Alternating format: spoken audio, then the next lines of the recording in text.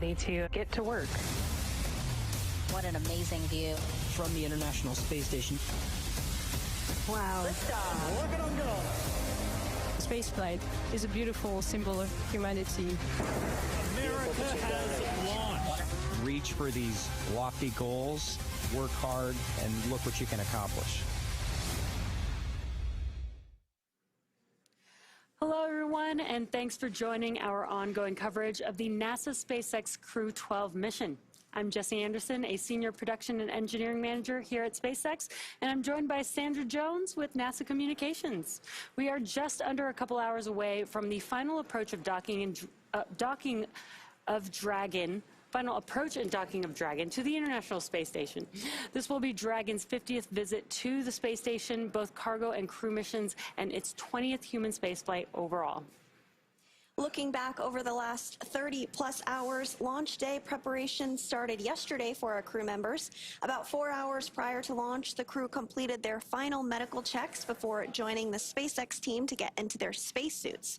After suit up in the NASA Operations and Checkout building, the crew walked out, waving some final farewells to their family and friends waiting outside. The next destination for the crew was the launch pad. It was a short ride to Space Launch Complex 40 at Cape Canaveral Space Force Station in Florida, where the Falcon 9 and Dragon spacecraft were waiting for them. 2.5 hours prior to launch, the crew ingressed or entered Dragon, walking over the crew access arm and enjoying some last views of the Space Coast, heading into the White Room and into the spacecraft. At 2:15 a.m. Pacific Time or 5:15 a.m. Eastern, the 9 Merlin 1D engines ignited and Falcon 9 lifted off from Space Launch Complex 40, beginning Crew-12's journey to the International Space Station. Following stage separation, the first stage booster supporting the mission performed a boost back burn to bring itself back to the launch site, where it landed at Cape Canaveral Space Force Station on landing zone 40. A couple minutes after that, we had a good orbit insertion of Dragon, followed by a few minutes later by spacecraft separation. And we are currently waiting for the approach initiation burn coming up as our next milestone. But there have been a few burns already that have brought Crew-12 to where they are currently in their journey at this moment. About 45 minutes after liftoff, Dragon executed the first major burn, known as the phase burn, which is performed at the first apogee, or the highest point of the initial orbit, and raises Dragon's perigee, or lowest point, to a higher altitude. This was the first of 5 major burns using the Draco thrusters required to raise Dragon's orbit and position it for approach to the International Space Station. Then earlier today, that sequence of rendezvous and phasing burns continued as Dragon executed the boost burn at 4:13 a.m. Pacific Time, 7:13 a.m. Eastern.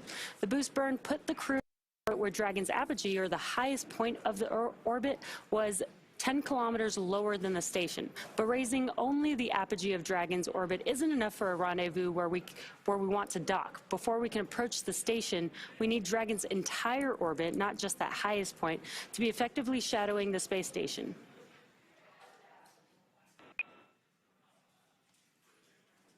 We have you loud and clear as well.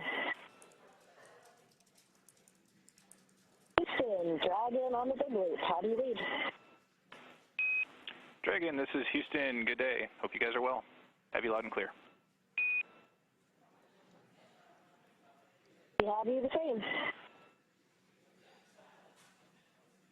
Houston, Dragon on the big loop.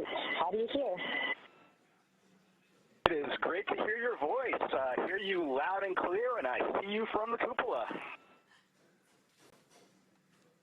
We've got you loud and clear as well, Chris. We were incredibly excited to see the ISS through our docking port window before we even started getting seated, so can't wait to see you, buddy. You too. Really looking forward to seeing you guys here.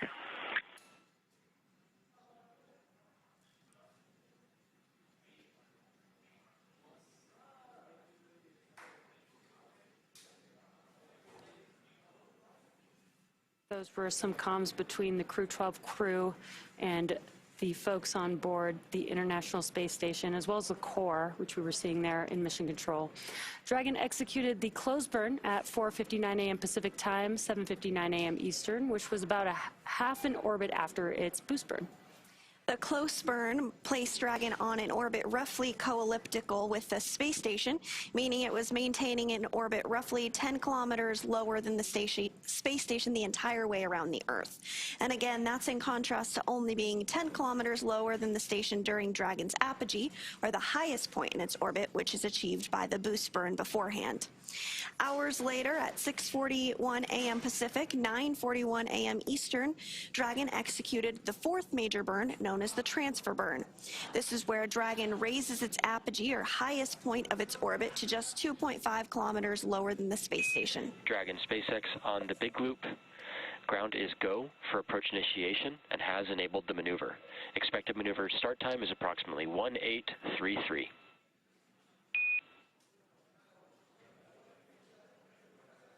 On 833 for AI.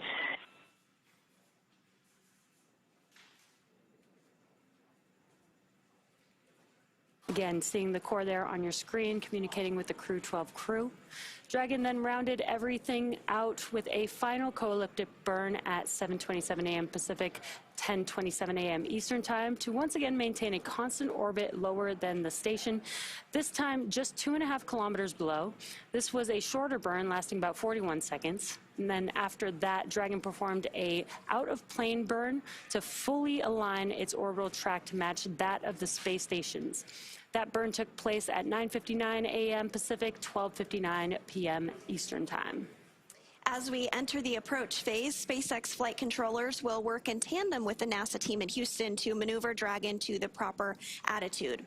They will initialize the navigation sensors used for the methodical approach to space station, and they'll also activate and test out a number of systems on Dragon, including bidirectional communications with the station using the C2V2 system.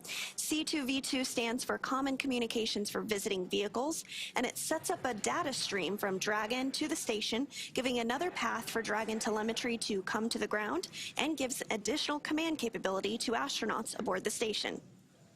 Looking a little ahead at approximately 10:39 a.m. Pacific, 1:39 p.m. Eastern Time, Dragon's Draco thrusters will fire for the approach initiation burn. This will take place when Dragon is about 2.5 kilometers below station and about 7 kilometers behind it. The approach initiation burn will bring Dragon about 400 meters or a quarter of a mile directly below the station. A small approach initiation mid-course burn is planned for about 25 minutes later. These maneuvers will also move Dragon inside one of two checkpoints around the station that requires a set of go-no-go polls with the different control teams. First checkpoint is called the approach ellipsoid, or as you might hear it called, the AE. The approach ellipsoid is an imaginary shape measuring 4 by 2 by 2 kilometers, and it's essentially a large three-dimensional oval. Before controllers given Dragon permission to move inside the approach ellipsoid, the spacecraft will be on what is known a 24-hour safe trajectory. This means that if Dragon lost all control to its thrusters, it would be at least 24 hours before its trajectory would move inside that approach ellipsoid. Once Dragon arrives at 400 meters below station, it will be at what is known as Waypoint 0, and that will be the first checkpoint during our approach. The spacecraft can hold here at 400 meters, but if all of its systems check out, Dragon can continue its approach to Waypoint 1. Dragon's move from Waypoint 0 to Waypoint 1 will swing it up and over top of the station, arriving at a distance of approximately 220 meters. At this point, it will be on what we call the docking axis, which essentially means it is directly in front of the space-facing docking port on the space station's Harmony module. Just before arriving at Waypoint 0, SpaceX Dragon on Dragon to ground. We're in 4.010, reporting successful intercom checks in step 5.2. SpaceX copies. Good intercom checks. That's complete with 5.2. and those communications up to NASA astronaut Chris Williams, who is going to be prime for docking today. We are targeting an approach initiation burn at 10:33 a.m. Pacific, so now just about 9 minutes from now. But before that, crew has to arrive at Waypoint 0, and before they arrive at Waypoint 0, the NASA and SpaceX teams will conduct a go-no-go poll for Dragon to move inside the keep-out sphere, which is another checkpoint that consists of an imaginary sphere around station with a radius of 200 meters. Flight controllers use this to monitor all arriving and departing vehicles, and this is another chance to confirm all of the guidance, navigation, and control systems are working correctly on Dragon before moving closer to station. It carries a similar... SpaceX Dragon on Dragon to ground. We are complete with 4.010 and proceeding to 4.011.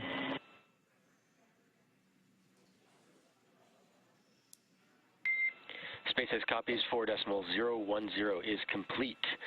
You are go to open 4.011 and hold in 1.1. We will follow up on this procedure after approach initiation.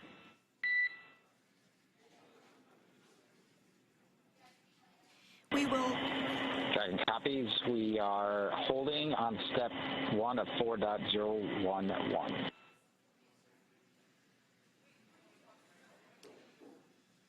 We will continue to hear communications from the ground up to the crew on space station, as well inside Dragon, Freedom, leading up to their docking as well as after. So we will pause when we hear those communications and relay what we're hearing on the loops to you all. But just jumping back into today's operations, a similar requirement is required on the orbital trajectory, that if Dragon were to somehow lose control of all of its thrusters, and it and the space station would both be safe for 4 orbits, or about 6 hours, rather than that 24 hours required to enter the approach ellipsoid.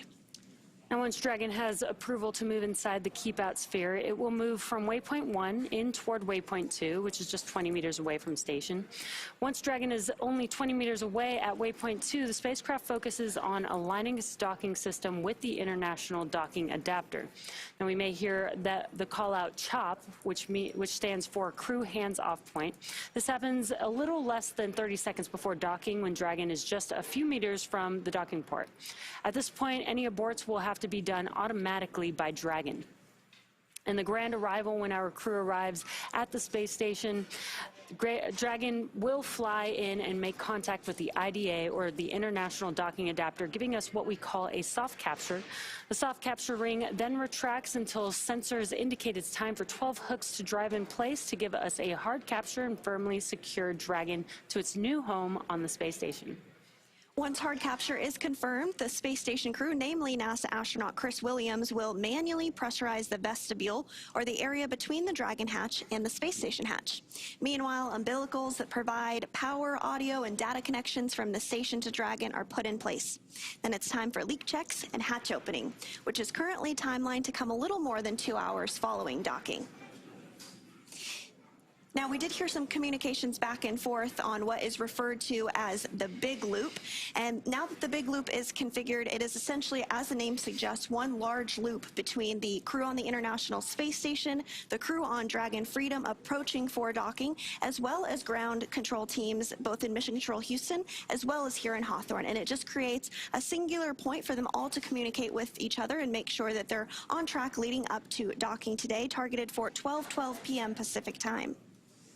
And we are a little bit ahead of schedule, so that approach initiation burn is actually coming up in just less than 5 minutes at 10:33 a.m. Pacific time. So just a few minutes away from that approach initiation burn, as we've been talking about. And on your screen there on the right is Mission Control Houston in Houston, Texas. The team there is going to continue to monitor operations this morning on a variety of consoles. Of course, we have the flight director who oversees the entire room, but there are other flight controllers, including VVO, or the visiting vehicle officer, who will help monitor Dragon systems alongside the team here in Hawthorne. We also have Cronus, who is responsible for the cameras outside Space Station. So hopefully we'll be able to get some great views of Dragon approaching as it gets a little bit closer to the International Space Station. Dragon is now about 8,700 meters away from the space station, so still a bit away, but of course that will get smaller and smaller as we target an on-time docking today at 12:12 p.m. Pacific.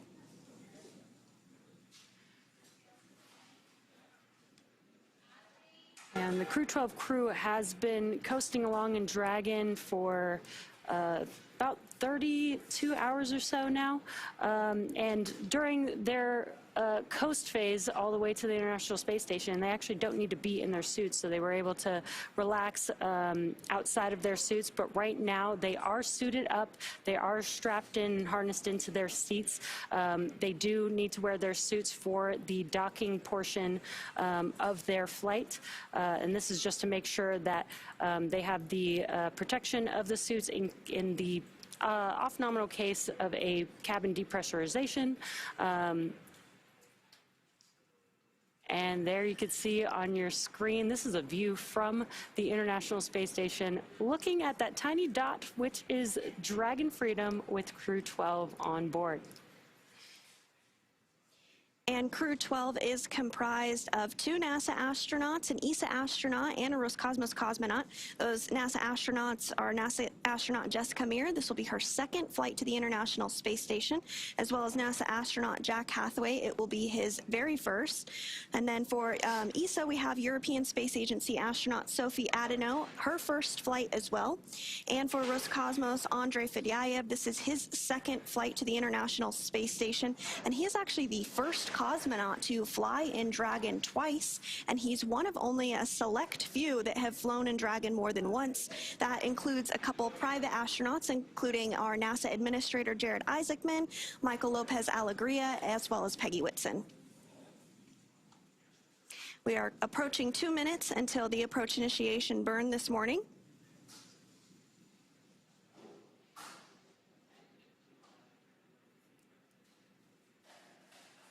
And on the bottom of your screen, you can now see some graphics there. On your left-hand side should show the thrusters on Dragon, and that approach initiation burn is coming up.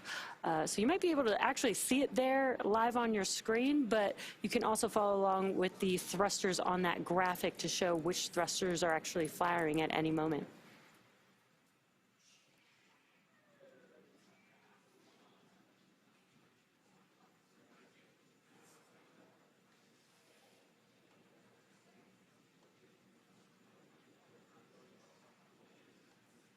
Standing by for approach initiation burn, now 1 minute out.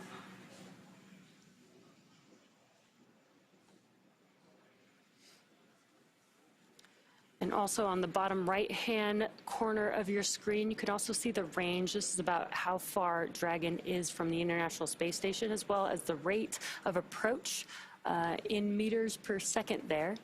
So you can see how fast Dragon is moving. And it's going to look very slow and slight on your screen just because of the perspective of the International Space Station to Dragon, but both vehicles are going about 17,500 miles per hour right now around Earth, which is pretty fast. It's so fast, in fact, that the International Space Station orbits the Earth 16 times a day, every 90 minutes. Yeah, if you like sunsets and sunrises, you get a lot of those. We are standing by for AI start.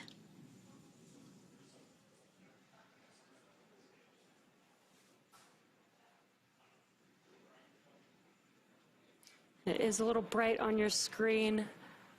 Dragon is still there. We're looking at Dragon from the International Space Station's view. It's a little in the top part of your screen where it's a little bright, so hard to see Dragon, but it is there. And there now you can see those burns on the bottom left-hand of your screen on the graphic there. Does mean that the approach initiation burn has begun.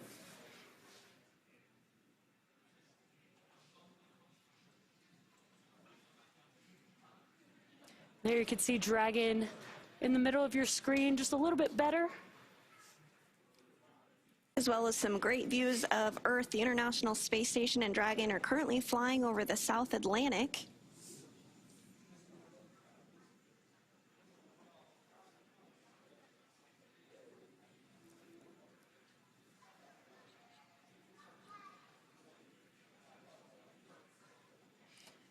And that graphic is a really cool view because you could see how all these different thrusters are working together. It's not just one thruster or two thrusters firing at all times. It's a few little bursts here and there to help align Dragon to where it needs to go. as it's approaching the International Space Station and getting ready to approach and then align with the docking adapter eventually. That's right. This burn will help swing Dragon up until about 400 meters above the International Space Station. Freedom is going to be docking to the Zenith port of Harmony this morning. Dragon SpaceX on the big loop. Approach initiation maneuver complete. Nominal.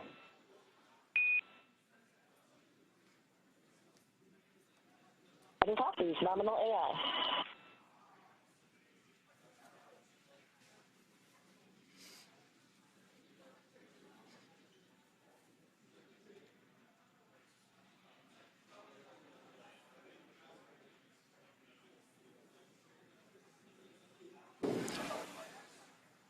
And again, as Sandra mentioned, the Dragon spacecraft is swinging itself up and over the International Space Station. It's going to be a very slow approach, but you could see the difference in the view that we have of Dragon. You're starting to see Earth in the background, but eventually Dragon will end up above the International Space Station.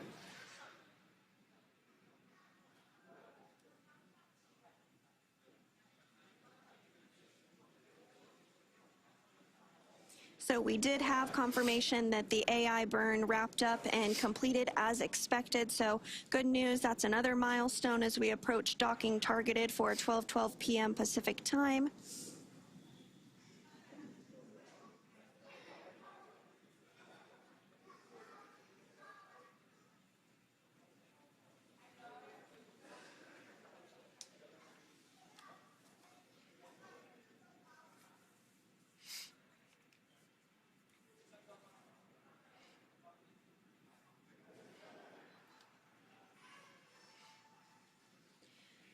On board, the destination for Dragon Freedom is, of course, the International Space Station, and they're Dragon SpaceX on Dragon to ground for suit leak checks.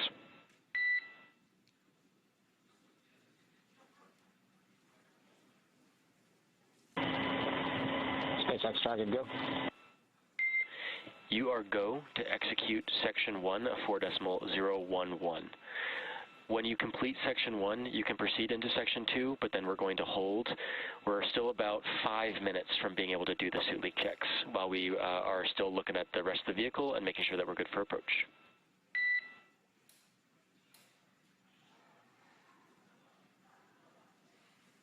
Dragon copy, we got to go for Section 1, and we'll hold in Section 2 while you guys finish up for about 5 minutes.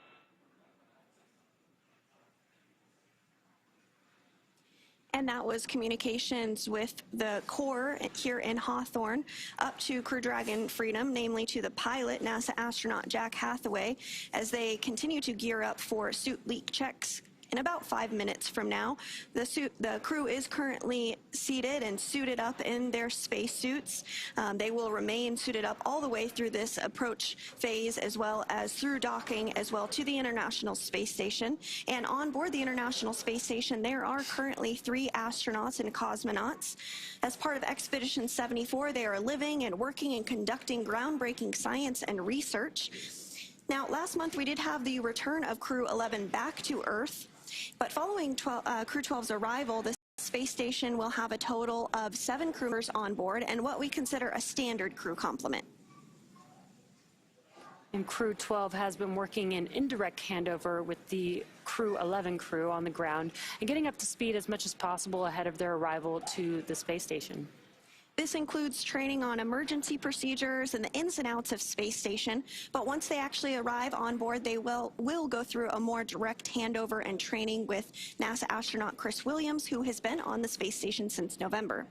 These handovers between crews allow for continuity of the activities and helps to ensure a continuous U.S. presence on the space station, which we recently celebrated a major milestone of 25 years of continuous presence aboard the International Space Station. So what that means is if you are younger than 25 years old, you have never known a moment in your life where there have not been humans living off the planet, which is an incredible feat.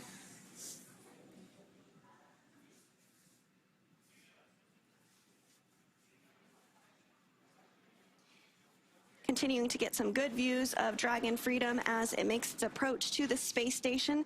The next burn that we are looking ahead towards is the Midcourse burn, which will be at the top of the hour at 11 a.m. Pacific time.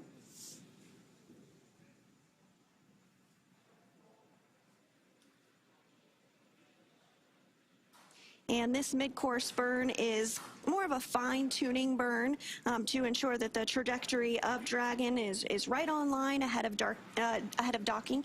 Again, we are targeting docking at 12:12 p.m. Pacific time for Crew-12.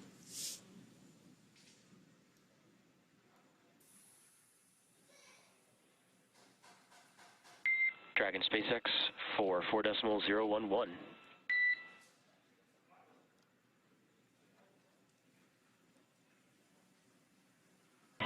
SpaceX Dragon, go. Ground is ready for suit leak checks, so you are go to start with step 2.1. Waiting for your call in 2.2, and then we'll give you a go.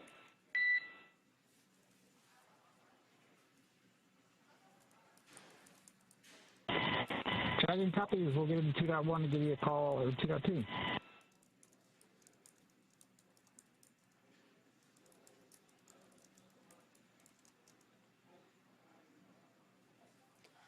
Again, those were just some comms between the core and the Crew-12 crew. They are working through some very specific procedures that they're... SpaceX Dragon, we're ready to pressurize in 2.2. SpaceX copies, you are go for commanding in 2.3, initiate suit leak check.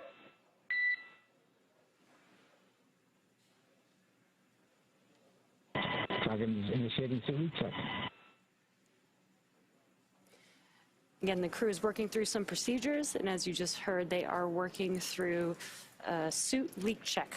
This is just to make sure that they've got all their suits on, and they're just going to make sure that they have a good suit leak check in preparation for when they close their visors during the approach portion to the International Space Station.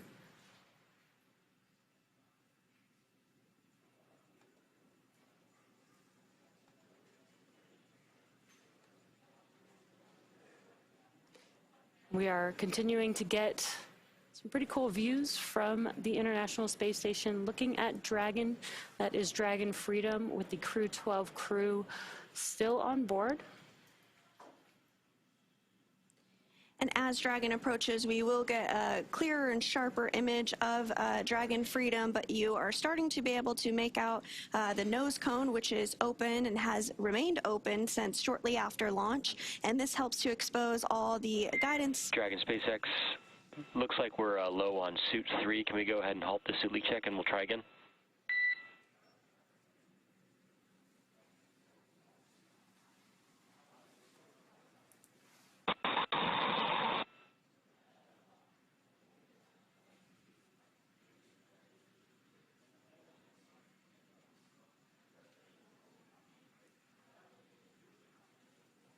It looks like we are in a brief period of handover between our satellites, and we'll regain views and communication with the crew here shortly. They are continuing to step through those procedures and leak checks, which again, they remain suited and seated all the way through the docking portion, and then once they dock to the International Space Station, they will be able to get out of their spacesuits and work through hatch opening procedures. NASA astronaut Chris Williams is going to be prime for hatch opening procedures on the space station side, and then following that, the crew will be able to float on board the International Space Station for... Dragon SpaceX, for awareness, we're about to come up on a TDRS handover on Dragon to ground.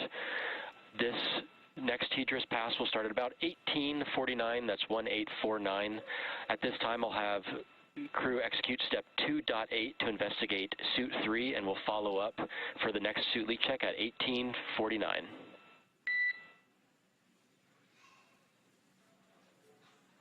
All right, Dragon Cop, you want us to execute the troubleshoot steps now, and we'll do another leak check after the TDRS pass at 1849. Good, read back. Talk to you then.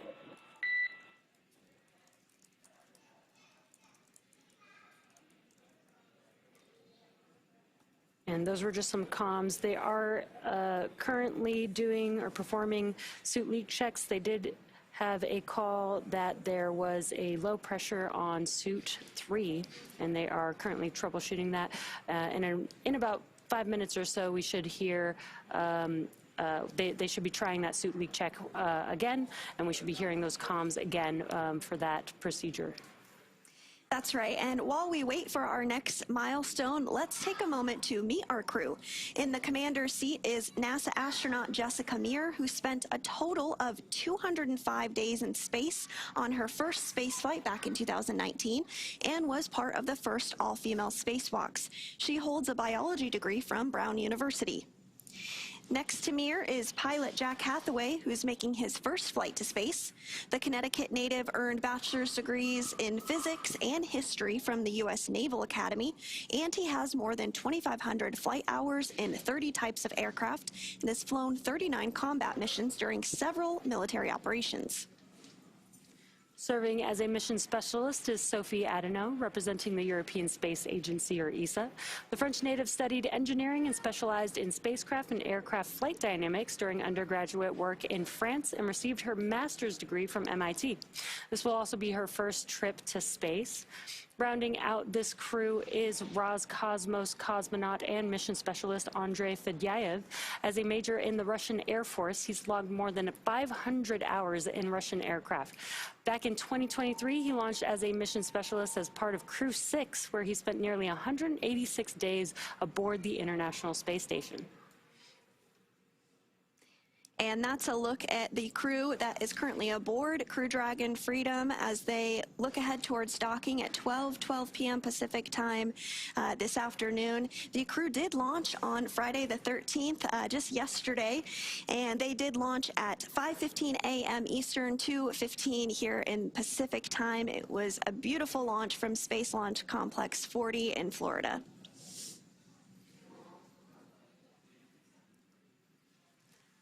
Yeah, and the crew, again, as we were just mentioning, they were performing suit leak checks. They're still currently in that procedure. Again, they had a low pressurization in suit 3, so they are troubleshooting that as we speak. And at the 10:49 minute mark, they're going to try that suit leak check one more time. And again, they do this to make sure that the suits are good and ready to go, that they don't have leaks while they're docking to the International Space Station. So we should see that coming up in about a couple minutes, and we're going to check in with our partner over there at NASA's Johnny Space Center, Leah Cheshire. How's it going, Leah? Hi, good morning, or good afternoon actually, here in Johnson Space Center. We're at the International Space Station Flight Control Room at the Johnson Space Center in Houston, Texas, where everyone here is gearing up for this afternoon's docking and looking forward to having Crew-12 aboard the station soon. So Dragon's approach will be monitored both here on the ground and from the space station's cupola using special software to track the spacecraft's approach and making sure it stays in the expected zones. Now, once Dragon is docked, NASA astronaut Chris Williams will be primed to start hatch opening operations. He's going to start by opening the large hatch on Node 2 Zenith, which is where the spacecraft's docking today, and that'll give him access into the pressurized mating adapter. The crew will also pressurize the vestibule, and that's the small space between the hatch on Dragon and the space station. This area, of course, was previously exposed to vacuum prior to docking, so the crew will need to fill it with air and make sure its pressure is nearly equal with the atmospheric pressure on Dragon and on the station side. Williams will use a small valve on the station's hatch to slowly introduce air into that vestibule, while flight controllers here in Houston will monitor and verify the pressure readings to make sure that everything is leak-free before we get ready to open up the hatches. Today on console in Mission Control Houston, we have NASA Flight Director Brandon Lloyd and the Orbit 2 team on console. For Dragon's approach and docking, to the right of Lloyd is our Capcom, that's the capsule communicator Jacob Lesarge. He is not speaking with the crew on Dragon, but is instead talking with the crew aboard the station. We currently have 3 crew members living and working on the orbiting laboratory, and of course that's going to jump to 7 once the Crew-12 crew members arrive. Again, we're really excited to get those crew members aboard soon, and for now, that's the latest from here in Mission Control Houston. So I'll send it back over to Sandra and Jesse in Hawthorne. Thanks, Leah. It's great to hear that everything is proceeding as expected over in Mission Control. We are looking ahead towards that AI mid-course burn 11 minutes from now at the top of the hour at 11 a.m. Pacific. And again, we are just waiting for confirmation of that second suit leak check that the crew will be performing. Should be any minute now that we should start hearing comms about that. And coming up, once Dragon arrives at 400 meters. Dragon SpaceX on Dragon to ground for suit leak checks. Dragon's listening. All right, just want to confirm if you were able to step through all substeps of 2.8 for the suit openings and verified closed, and if you reported anything found. We stepped through everything. It looked like my right glove may have had been only half a white tooth, but that's the only abnormality we found on all the zippers. Okay, copy that. Looking at that zipper, just for my awareness, did we look at the umbilical at all, or the O-rings? Yeah, we did. We looked at the umbilical, the O-rings looked good, all those connections looked good, and then we looked at the suit, the visor as well, and that seal looks decent. Okay, copy. At that point, we're more than likely going to be ready to the next suit leak check. Standby 1 will get ready on the ground, and I'll give you a call. If you can go ahead and return to step 2.1 and give me a go when you guys are ready to pressurize, and we'll be giving you that go shortly. Got it.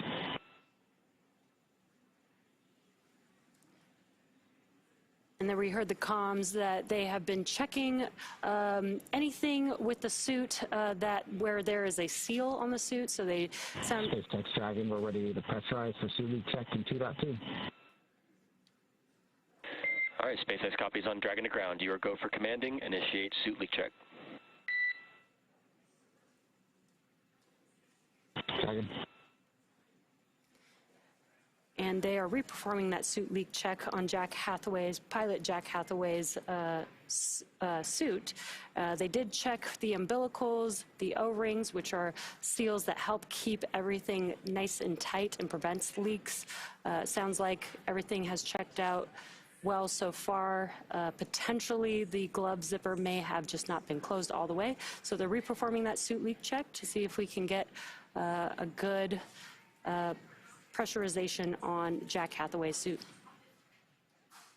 And coming up here shortly, once Dragon arrives at 400 meters below space station, it will be at what is known as Waypoint 0, and that will be the first checkpoint during our approach. The spacecraft can hold here at 400 meters, but if all of its systems check out, Dragon can continue its approach to Waypoint 1. Dragon's move from Waypoint 0 to Waypoint 1 will swing it up and over top of the space station, arriving at a distance of approximately 220 meters. At this point, it will be on what we call the docking axis, which is essentially directly in front of the docking port. The crew are headed to the zenith port on space station, which is the port that is facing space. Dragon has docked to Node 2, also known as Harmony, for all of our crewed missions so far, because that's where both international docking adapters are located.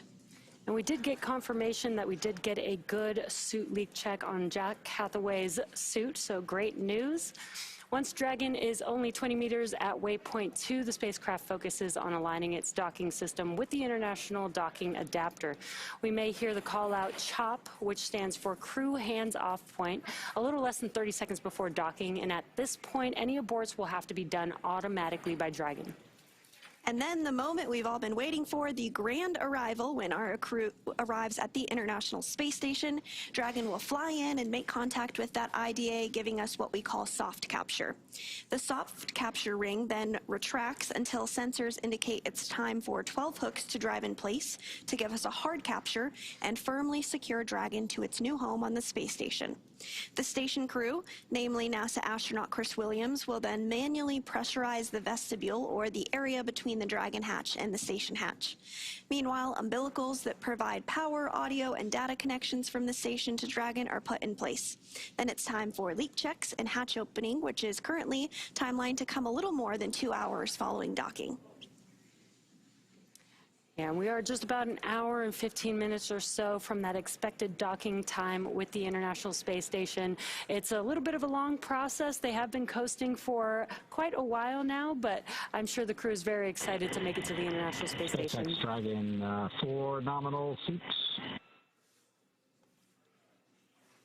SpaceX copies and concurs. Good news, Jack. We see 4 healthy suits. And with that confirmation, we heard... Great, yeah, we're just as happy about that as well, and that's the end of this procedure. Thanks. SpaceX copies. Exiting 4.011. We'll go back to approach monitoring. Next event will be the mid-course maneuver coming up. Per your forward view, just about 4.5 minutes. Dragon. So again, we did get 4 good suit leak checks on board for Crew Dragon Freedom as we get closer to docking at targeted for 12:12 p.m. Pacific time today. Just before we lost views there, we did see Dragon on our screen briefly. From time to time, we do have handover between our satellites, and so we'll momentarily lose views and communications, but we will regain that here shortly. Yeah, and we did have to reperform those suit leak checks, but we do have, even though they're following very specific procedures, we do make sure that there is time within the procedure to make sure that we have the time to do any troubleshooting that's needed. And we did have that time, and we're able to get some good suit leak checks and no changes to the schedule. Which is exactly why we make sure the timeline is what it is and allow some extra time for, you know, some small off-nominal things to occur. And the crew is in their spacesuits during what we call dynamic phases of flight. That includes the launch period, as well as when they are approaching the space station and docking to the International Space Station. And so leak checks are done during all of those phases of flight to ensure that the suit can pressurize if need be. And again, we did hear 4 good suit leak checks there. So our crew is well on their way to the International Space Station following their launch from Florida yesterday on Friday the 13th. And we do have views there of our screen. You might see some lights on Dragon. Those red and green lights, they actually indicate the direction of Dragon. So the red is the port side of Dragon, and the green is the starboard side. The white light is the top of Dragon, and the yellow is on bottom. And all of those are exposed because the nose cone is open, and as we discussed previously, that does hold all of the docking equipment and navigational sensors as Dragon continues its approach to the International Space Station. So we are standing by for the mid-course maneuver. That's the next burn that we're targeting about 3 minutes from now at 11 a.m. Pacific.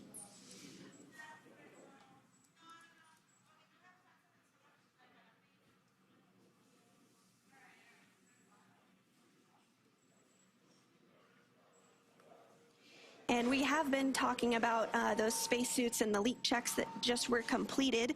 The suit's primary function is to protect the crew in the event of a cabin depressurization. If that were to occur, the suit would inflate to provide a environment that the crew can live and work in long enough for the crew to return home.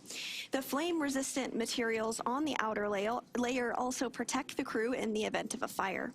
The spacesuits are a custom-tailored single-piece suit, and this means that the helmet, gloves, and boots all remain attached.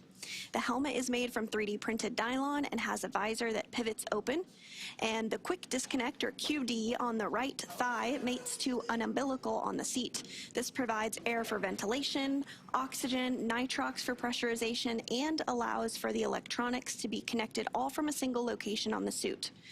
A tubing network inside the suit delivers air to the neck and limbs to keep the crew cool while wearing the suit.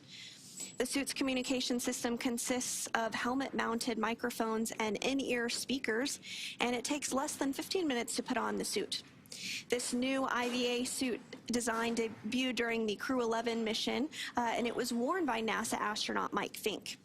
And there we have in cabin views of our crew in their spacesuits in the new IVA suit, which is designed to incorporate changes developed for the Polaris Dawn mission, which had a extravehicular activity or spacewalk. This new IVA suit design removes the inseam zipper in favor of the EVA suit's spiral zipper design in the suit's torso, which allows the suit to split into an upper and lower half and makes donning and doffing or taking off and putting on the spacesuit easier for the crew. The new IVA suit brings all the soft goods joints from the EVA suit into the IVA suit as well, improves the upper arm, elbow, and wrist mobility. So this new design will ultimately help SpaceX scale suit production and aid their ability to manufacture spacesuits in the numbers needed in their goal to make life planetary. So we are standing by for the AI midcourse burn that is now in progress. Again, that midcourse burn is now underway, getting some views inside the spacecraft here. And Dragon is fully autonomous, so you do see those displays there right in front of them. But as you can tell, they're not doing too much because all they're doing is monitoring. They can see what Dragon is doing as they're approaching the International Space Station. But Dragon is flying them autonomously and performing these maneuvers on its own. Again, we are waiting for that mid-course maneuver burn to begin.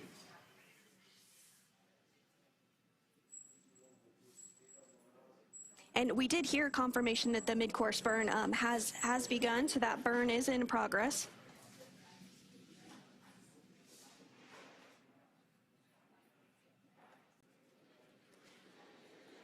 And again, you can see on your screen, this is a view from the International Space Station looking at Dragon. As you saw earlier, just about 10 or 15 minutes ago, you could see Earth in the background, but now Dragon, as we've been mentioning, is swinging up and over the International Space Station, and that's why you see only space in the background of that view. So this is a view inside of Dragon Freedom's cabin. Dragon SpaceX on the Big Loop. Mid-course maneuver complete. Trajectory converged on Waypoint 0.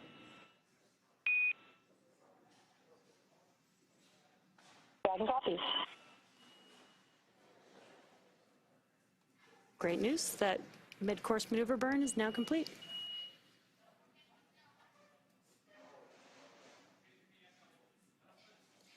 And so we are just an hour and some change away from docking. Again, we're targeting 12 p.m. Pacific time for today's docking to the Zenith port of the International Space Station. We are getting views back inside Dragon Freedom. On the left of your screen there is the commander of Freedom. That is NASA astronaut Jessica Meir. This is her second space flight. And to her right is NASA astronaut Jack Hathaway. He's the pilot of Dragon today, and this is his very first flight in space. You can't see them on your screen there, but to the left of Jessica is ESA, or European Space Agency astronaut Sophie Adano, and then to the right is Roscosmos cosmonaut Andrei Fedyaev. This is his second flight to the International Space Station, and we mentioned it before, but he's the first cosmonaut to fly inside Dragon twice. Now we got to get them some frequent flyer passes. Yes, he joins the club of a few others that have flown in Dragon more than once. That includes NASA Administrator Jared Isaacman, Michael Lopez Alegria, and Peggy Whitson.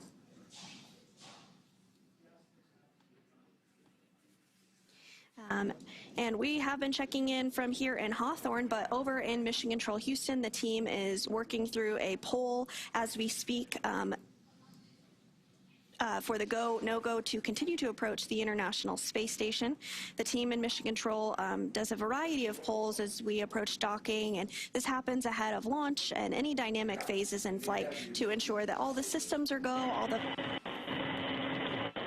Again, with a question. SpaceX here on Dragon to ground. SpaceX Dragon timeline. Can you give us a new planned docking time? The updated docking time? A firm, standby 1.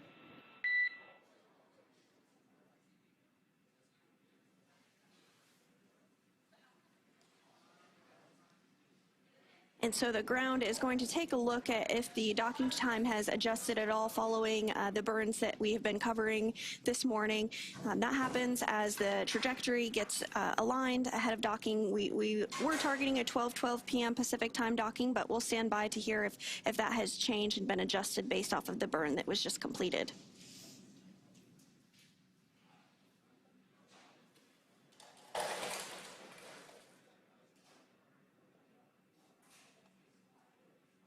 Dragon, SpaceX for expected docking time. Ready to copy. All right, on Dragon to ground, expected time is about 2011. That's 2011. 2011. Thank you, sir. We appreciate it.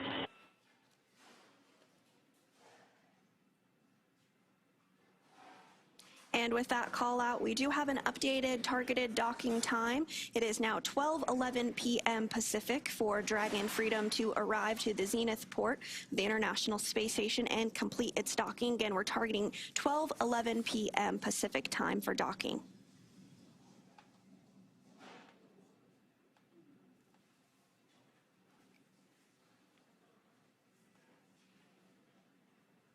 So we'll continue to provide updates as we lead up to docking today at 12:11 p.m. Pacific.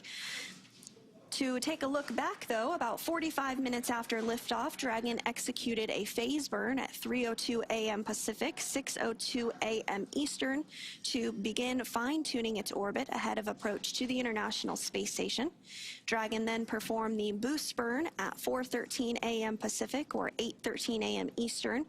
This is the first of several major burns required to raise Dragon's orbit and position it for approach to the International Space Station. The boost burn put crew in an orbit where Dragon's apogee, or highest point, is 10 kilometers lower than the space station.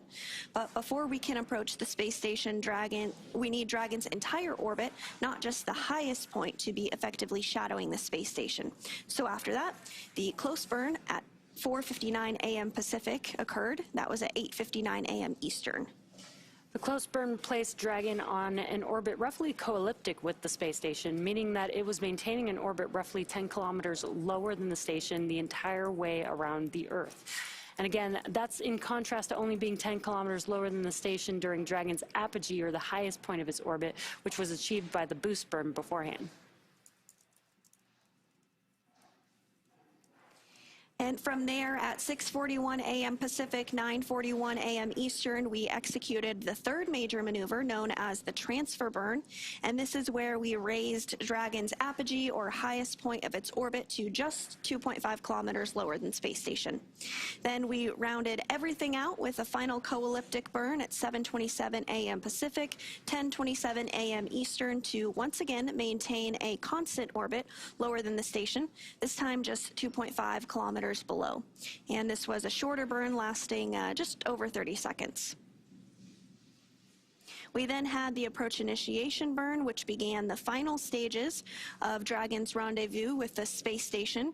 This is also when we started integrated operations between the Dragon control team here in Hawthorne and the space station flight control in Mission Control Houston. The teams entered integrated operations prior to the approach initiation occurring.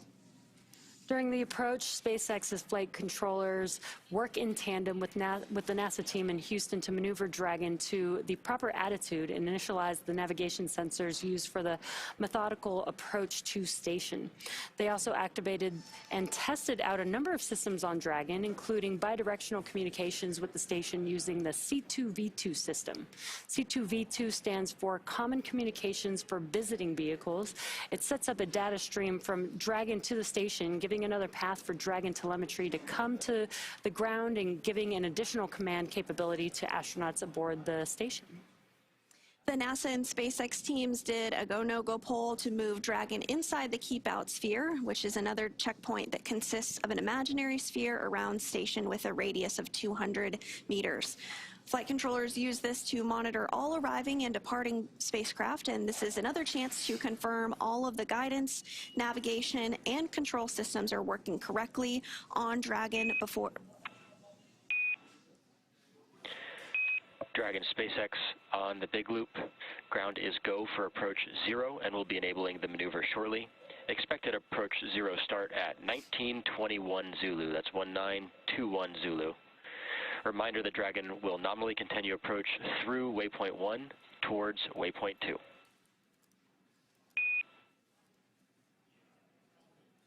Go for approach 0, 1921.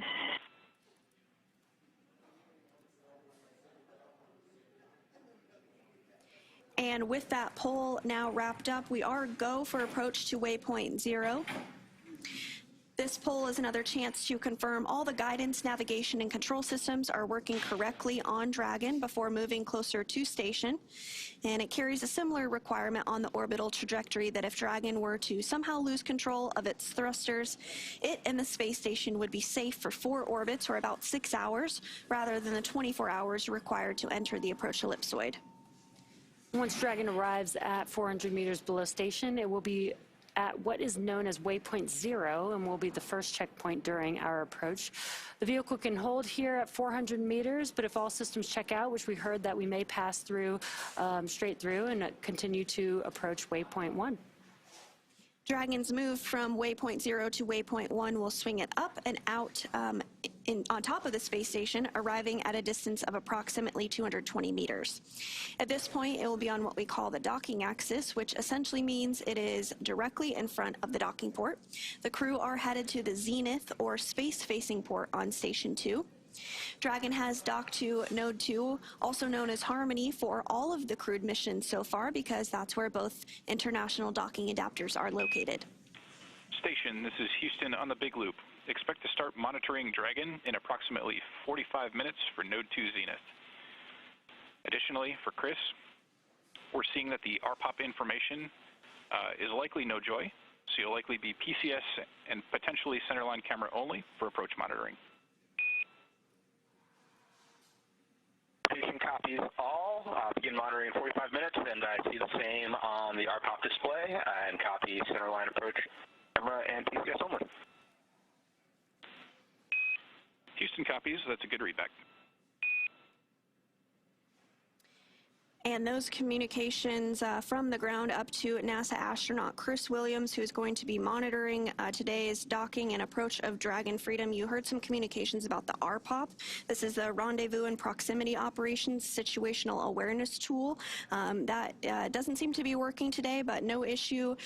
Chris Williams is going to continue to be able to monitor Dragon's approach to the zenith port of the International Space Station today. We're targeting a docking at approximately 12:11 p.m. Pacific time today.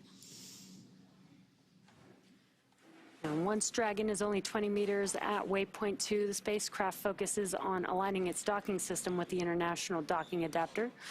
And again, we may hear the call-out CHOP, which stands for Crew Hands-Off Point, a little less than 30 seconds before docking.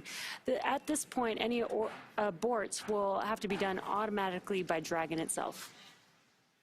And finally, we will have the arrival of Crew Dragon Freedom to the International Space Station. Dragon will fly in and make contact with the IDA, giving us what we call soft capture.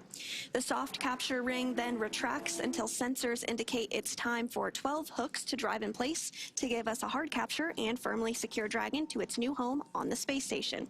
The station crew, namely NASA astronaut Chris Williams, will work to manually pressurize the vestibule, or the area between the Dragon hatch and the space station hatch. Meanwhile, umbilicals that provide power, audio, and data connections from the space station to Dragon are put in place. Then it's time for leak checks and hatch opening, which is currently timelined to come a little more than 2 hours following docking.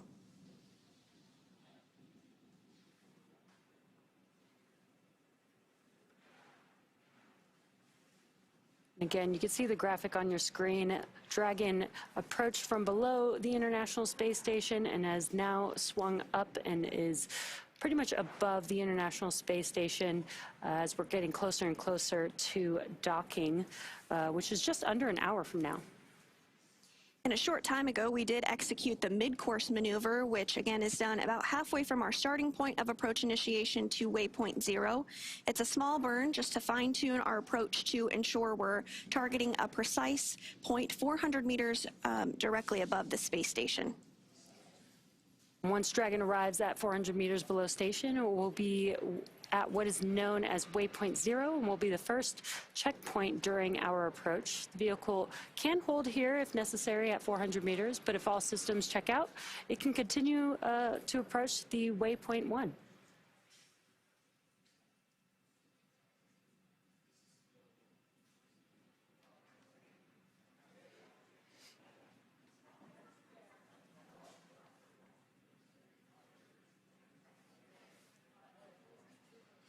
We're about 100 meters away from Waypoint 0. And again, you're looking at a view from Dragon now, looking forward to the International Space Station.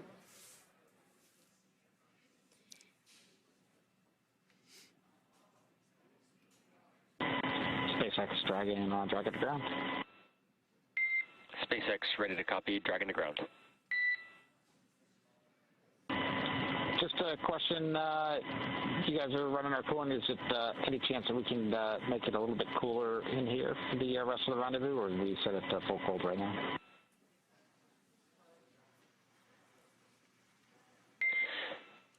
SpaceX copies.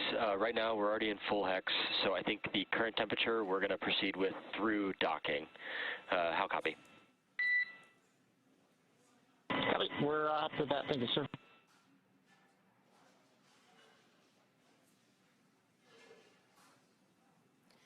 Just some comms between the core and the crew, asking for it to be a little bit cooler. Now they are in their suits, so it does get a little bit warmer, but the suits do have air flowing through them, almost like a portable AC or personal AC system for them, but it sounds like they're going to maintain the temperature in the cabin for the crew all the way through docking, but it sounds like the crew is okay with that. And on the bottom of your screen, you can see two key numbers. On the right-hand bottom corner, you'll see the range. That's the distance from Dragon to the space station. And the rate is how fast that distance is closing, so between Dragon and the International Space Station. As we get closer, that rate slows down and almost like easing into a parking spot in orbit. Dragon uses short bursts from its onboard Draco thrusters to fine-tune its movements. Now, when you see these small white bursts in the graphic on the bottom left-hand of your screen, that is the spacecraft precisely adjusting its position or speed as it approaches the station. Docking status refers to the physical connection between Dragon and the space station. And soft capture means the initial contact has been made and the docking ring has latched. Hard capture follows when a series of hooks and clamps fully secure the spacecraft to the station, and that's when we call the final docking to the International Space Station.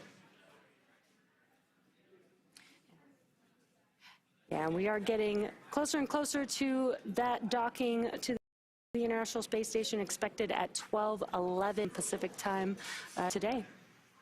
That's right. And when that happens, we actually have two astronauts that will be experiencing the International Space Station for their very first time. That is NASA astronaut Jack Hathaway, who is the pilot of Dragon Freedom, as well as ESA, or European Space Agency astronaut Sophie Adeno. I'm so excited to see them on board for the very first time. They have been experiencing microgravity for the past 30 hours, a little over that, but once they're on space station, they'll really be able to spread out and get acquainted with their home for the next several months. Yeah, we do have a diverse crew, so we have two people with some experience in space, probably helping out the space rookies on board, which is pretty cool. And again, we mentioned that Commander Jessica Meir, this is her second flight, but first flight on Dragon. And then our mission specialist, Andrei Fedyaev, it's actually his second flight on Dragon itself. He actually flew on Crew-6 previously, which is pretty cool. That is. It seems like just yesterday. Time flies when you're having fun. Yes. And so once they do dock, NASA astronaut Chris Williams, as we've been mentioning, is going to be primed for those hatch operations, as well as monitoring Dragon as it comes in for its approach. We're now less than an hour away from our approximate docking time today at 12:11 p.m. Pacific. But he'll be monitoring from the space station's cupola, also known as the window to the world. This is a contribution from the European Space Agency to the International Space Station and has a series of 6 windows where the crew can look out at the Earth below, as well as take incredible photography. And I've never experienced it myself, but I'm told it's one of the favorite hangout spots for the crew on board the space station, which you could imagine why. Yeah, I think that's where I'd be hanging out if I was on the International Space Station. I believe it's also the 16th year for having that cupola on board the International Space Station as well. That's right. It's actually a year of anniversaries. This is the 15th year of the Commercial Crew program since its startup, so congratulations to them on that. And then just recently, back in November of last year, the International Space Station completed a massive major milestone with 25 years of continuous human presence on board the space station. Yeah, that's pretty incredible to have humans in space for that long, and it's so cool to be able to be a part of that. And in that time, we've seen over 270 people fly to the International Space Station, as well as seen several private astronaut missions. So it is great to see that more people are having the opportunity to experience space and go to the International Space Station. And what you're seeing on your screen is mission control here in Hawthorne, California at SpaceX. We are currently in between communications with the Dragon spacecraft. So once we do get some live views back, we will obviously share them as soon as we can. But so far, the Crew-12 crew is on Dragon Freedom. They are healthy and getting ready to approach the International Space Station. Again, docking is planned for 12:11 p.m. Pacific time today. Oh, perfect timing. Some live views there. And we are from the International Station looking at that bright dot in the center, top center of your screen. That is Dragon.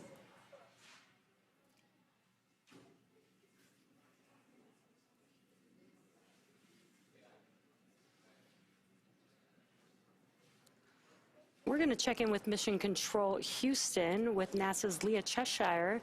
Leah, how's it going? Thanks, Jesse and Sandra. We're doing great over here in Mission Control Houston and just heard that we have approached Waypoint 0. As you can see, the thrusters on Dragon are firing from this view aboard the space station. Just off to the left of the screen, that's one of the International Space Station's solar arrays.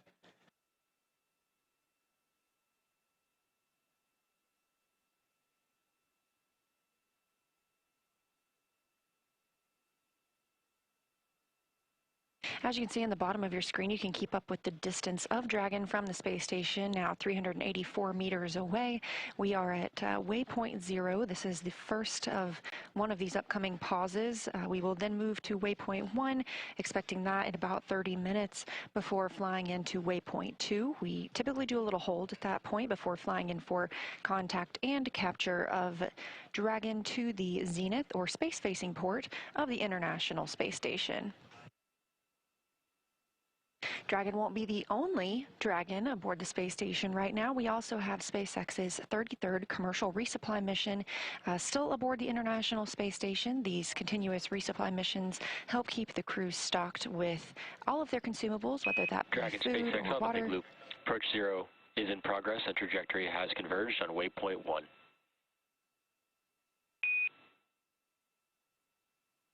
Copy.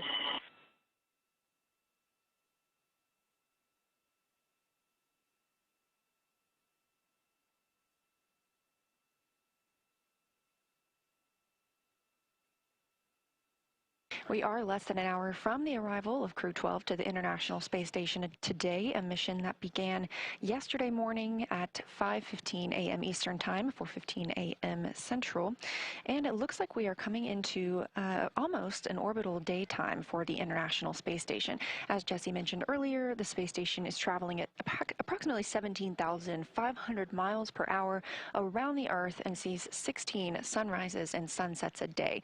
So what's happening now is they are crossing the terminator line over the North Pacific Ocean, and that terminator line is what differentiates between day and night when you are in space.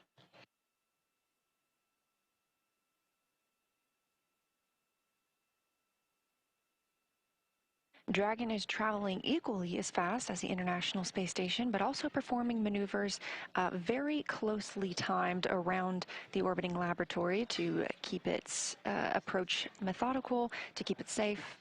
We say slow and steady wins the race sometimes when it comes to two vehicles docking. Sandra also previously touched on this being the 25th year, which started last November, of human presence aboard the International Space Station. So just some fun facts about that time aboard. During that time, the International Space Station has traveled 4,361,970,010 miles around the Earth, and has had 1.5 million pounds of cargo delivered. That's, again, what keeps the space station going, with all of the consumables needed for the crew, as well as experiments that they've conducted aboard the space station. And of those experiments, we've seen over 4,000 research investigations conducted above the orbiting laboratory, making life better, not just in space and preparing us for future deep space missions to the moon and Mars, but also improving life for us here on Earth. Those 4,000 research investigations have been conducted by over 5,000 researchers from over 110 countries. And in that time, we've seen over 270 spacewalks with over 1,700 hours logged outside the orbiting laboratory. Now, this view coming to you from inside the Dragon capsule itself, you're looking over the shoulders of Commander Jessica Meir and pilot Jack Hathaway. This is Meir's second flight to the space station, which looks big and beautiful in your screen right now, that view coming from Dragon itself. And this is Jack Hathaway's first flight to the orbiting lab.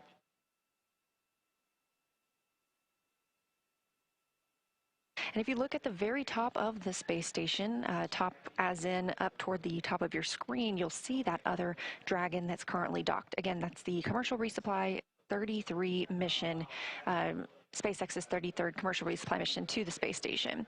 What you see in front of the crew are their crew displays. They're able to monitor the entire flight to the space station, and again, once they begin their journey home, not for several months from now, but they are suited and seated. We consider these dynamic operations. We also consider these integrated operations. So that big loop is established, allowing all of the parties at play here to communicate with each other. That includes the Capcom here in Mission Control Houston, the core at SpaceX, and both the crews aboard the International Space Station and aboard Dragon itself.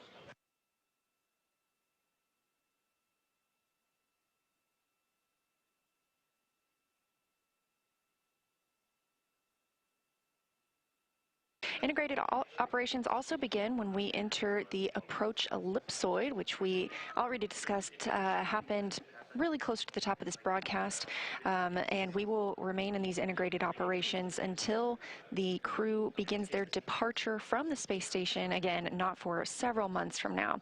During that time, they're going to stay busy working with the research aboard the space station, living and working aboard our orbiting laboratory.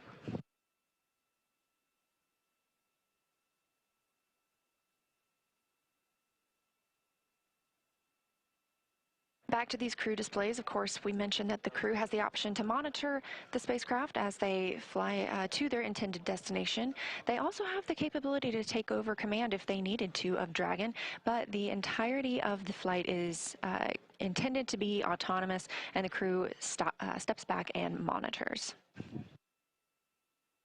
This is a great view of the space station, and if you look closely on those solar arrays, those 8 large solar arrays, you'll see on top of some of them we have a smaller, what looks like second array, and that's what it is. It's the International Space Station Rollout Solar Array, also known as IROSA, helping to provide additional power to the International Space Station.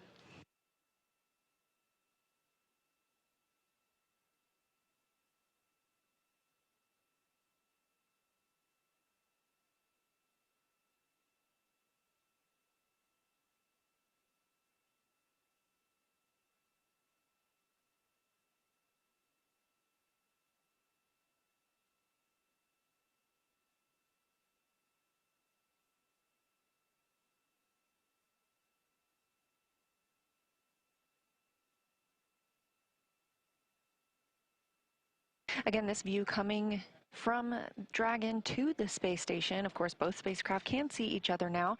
NASA astronaut Chris Williams will be monitoring Dragon's approach to the station from the cupola. As Sandra put it, the window to the world. We have 3 crew members living and working aboard the space station right now that arrived on the Soyuz MS-28 spacecraft. That includes Sergei Mikhaev, Sergei Kudzverchkov, both of Roscosmos, and as aforementioned, NASA astronaut Chris Williams. All 3 of those crew members are awake right now. This is an orbital, this is their wake time. The International Space Station uses GMT as their time zone. It's sort of a branch between Houston and Russia where we monitor the Russian segment. This view of Dragon from the space station, if you look to the right side of your screen, looking pretty small there, but they'll continue to get closer, flying over the North Pacific Ocean, about 260 statute miles above Earth. And of course, as we have discussed, Dragon will be docking to the zenith or space-facing port on the Harmony module, so we will start to lose the views of Earth behind Dragon, and instead Dragon will be seeing Earth behind the space station.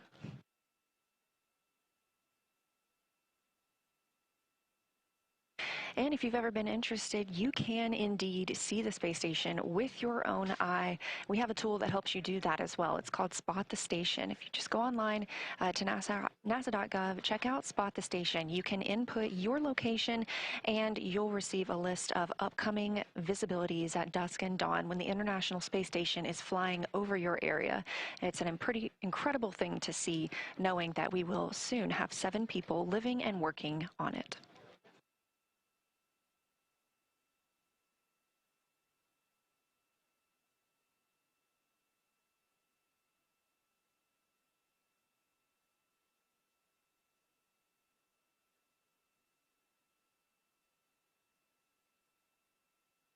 Coming up on just 400 meters away from the International Space Station, again, the next milestone for Dragon will be to reach Waypoint 1.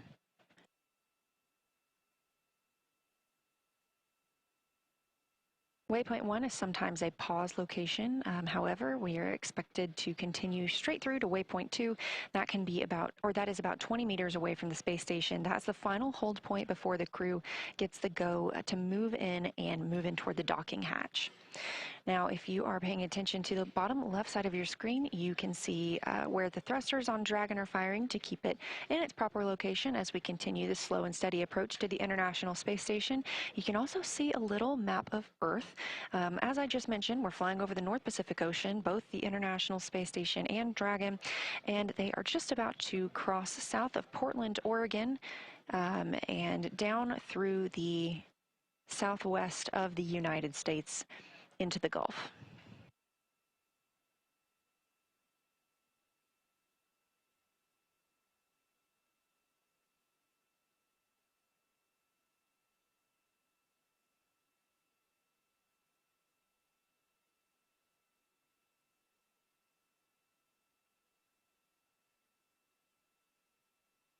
Teams here in Mission Control Houston are conducting their go, no-go poll to approach Waypoint 1.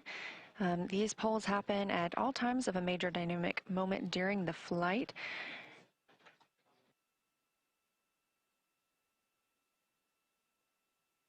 Again, Flight Director Brandon Lloyd leading the teams here today. This is the Orbit 2 team on console. The International Space Station is staffed 24 hours a day, 365 days a year, as we have crew living on board the space station at all times.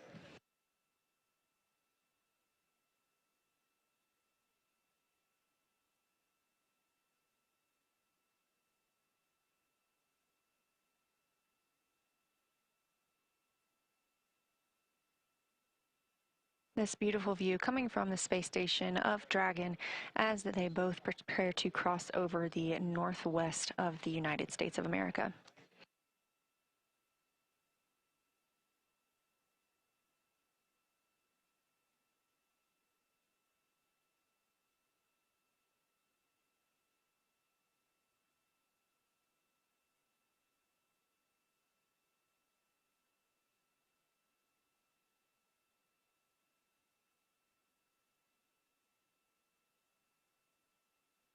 As you can see, the Dragon capsule has already changed its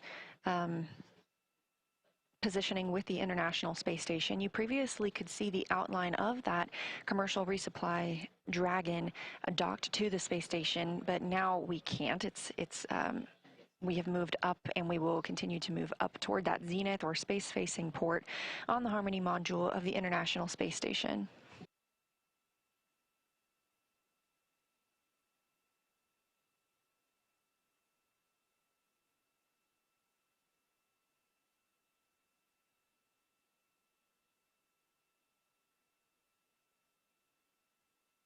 And as we mentioned, we do have 3 people living and working aboard the space station. So far today, they have completed their exercise. All crew members are required to exercise approximately 2 hours a day, every day while in space. Obviously, you're not using your bones or muscles as strongly as you would on the Earth during that time, and so these extended periods allow us to help keep the astronauts' bones strong while they are in a microgravity environment. Aside from their exercise, they've also enjoyed their midday meals. Chris Williams having just wrapped that up about 30 minutes ago, and the Roscosmos cosmonauts conducting some photo and video work inside the International Space Station. Chris Williams, NASA astronaut, will be primed to monitor Dragon's approach and then assist with the hatch opening operations. That includes pressurizing the vestibule, which is that small area between both the International Space Station and the Dragon hatch. Now, once the crew has docked today, we will, and once those hatches are open, we'll have a PAO event. That'll be their welcome ceremony. They'll get to discuss how it feels to be on the International Space Station, so we hope you'll stay tuned for that. After that welcome ceremony, we'll move into the International Space Station safety briefing. That's requiring participation from all crew members. That is the very first thing they do while on the space station. And then our new crew members will also get into some of the brief handover that'll take place tonight with the crew on the space station already. So again, we don't have any crew members coming home in the near future, but these handover types are to help the new crew get up to speed on what's been happening aboard the space station. Dragon to ground. SpaceX ready on Dragon to ground.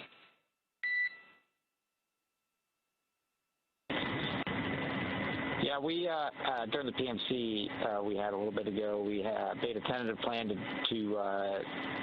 do another PMC as soon as possible after the docking, and we're going to go forward with that plan. So if you just have the surgeon ready for us after we get all docked, we would appreciate that. SpaceX copies, and yes, we are tracking that and we'll be ready to support. Thanks a lot. We appreciate it.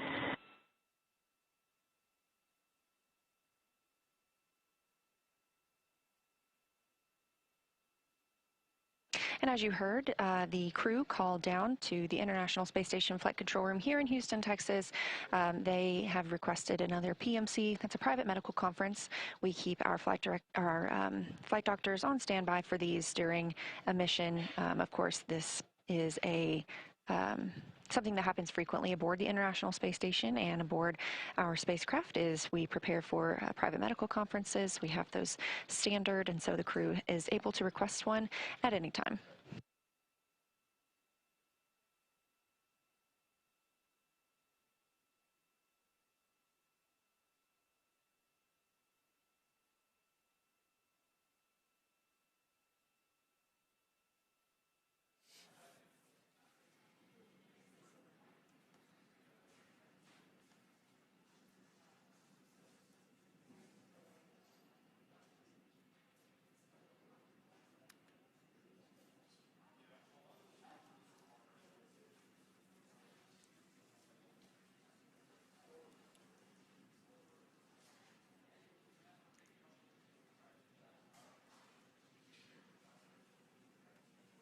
We're continuing to monitor Dragon's approach to the International Space Station. Again, expecting that docking in approximately 33 minutes.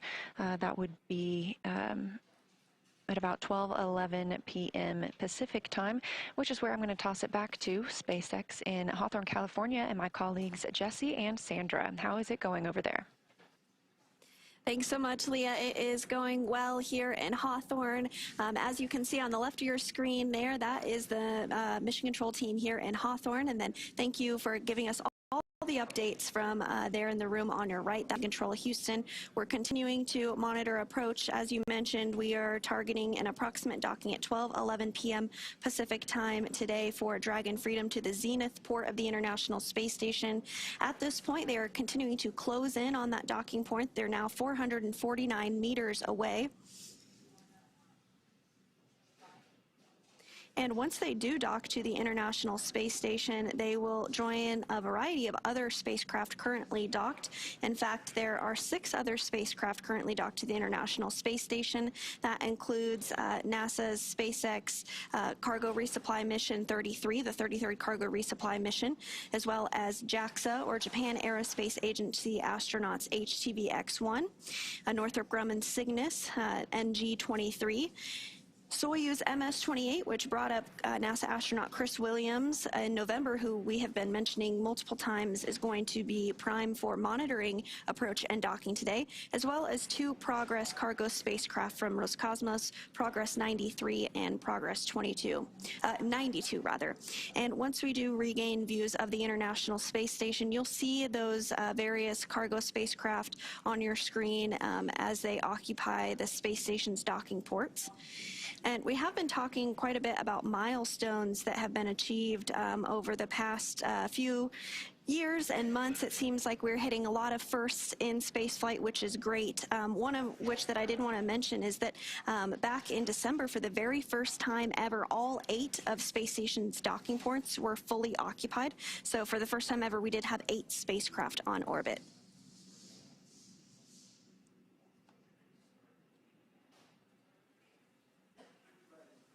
And although we're not getting any live views, you can still follow along with Dragon. In your bottom left-hand corner, you can see that some of those thrusters are firing. Again, the Dragon spacecraft is autonomous and is using those thrusters to ensure that Dragon is maneuvering slowly and steadily, as Leah mentioned earlier, to the space station.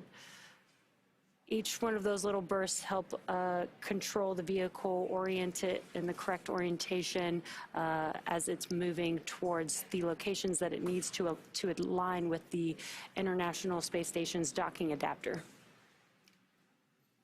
And a view from inside of the Dragon cabin. On your left-hand screen is Commander Jessica Meir, and on your right is pilot Jack Hathaway. And as they're monitoring the autonomous vehicle on their display screens, and another view from the Dragon spacecraft looking at the International Space Station. It looks bright here and maybe looks small from this view, but it's actually about the size of a football field, which is pretty large. They've got a lot of space out there in space. That's right, and the International Space Station and Dragon are actually flying over the continental United States as we speak. They're right overhead of Laredo, Texas, so if you're outside in Laredo and you're watching this, step outside and wave up to our Crew Dragon Freedom crew members as they approach their new home for a long-duration science and research mission aboard the International Space Station.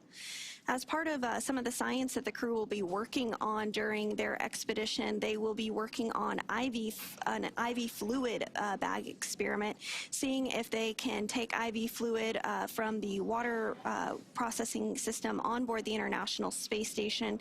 And this is really critical as we venture out further into the solar system because, as you can imagine, water is quite heavy to launch, and you'll need IV bags for a variety of medical reasons on long-duration space flights. We're able to create these IV bags in the microgravity of space using recycled water. That's one less thing that we have to bring, and it creates the availability of crew members to utilize those if needed. So I'm excited to see how that science experiment goes, and you can follow along with all the science and research being done on board the International Space Station with our Space Station blog. We put out updates daily on what the crew is up to, the science and research investigations, as well as launch updates and everything to deal with the International Space Station. So check it out if you haven't already. It's a great resource.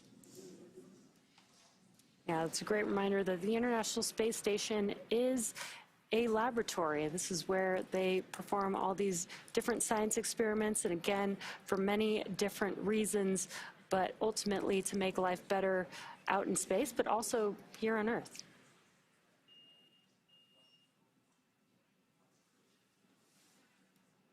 So continuing to get an even more clear view of the International Space Station there.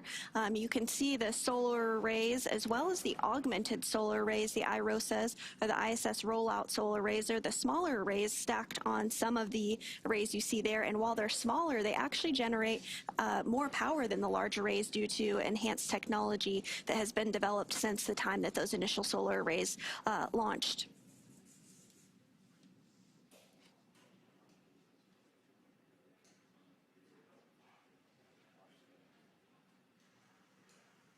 And again, in your bottom right-hand screen, you have the graphic for the range. Dragon is currently about 413 meters away from the International Space Station.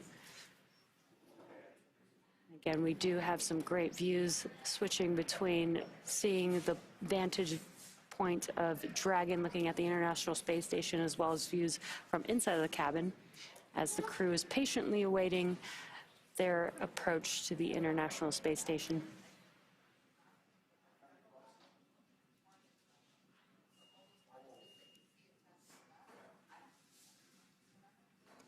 And back inside of Dragon Freedom on your left, that is the commander, Jessica Meir. This is her second space flight, and to her right is NASA astronaut Jack Hathaway. This is his first flight to the International Space Station, and he's serving as the pilot today. And then you can't quite see them, but there are two other members on board Dragon. To the left, European Space Agency astronaut Sophie Adano, her very first space flight. And to their right is Roscosmos cosmonaut Andrei Fedyaev. This is his second space flight.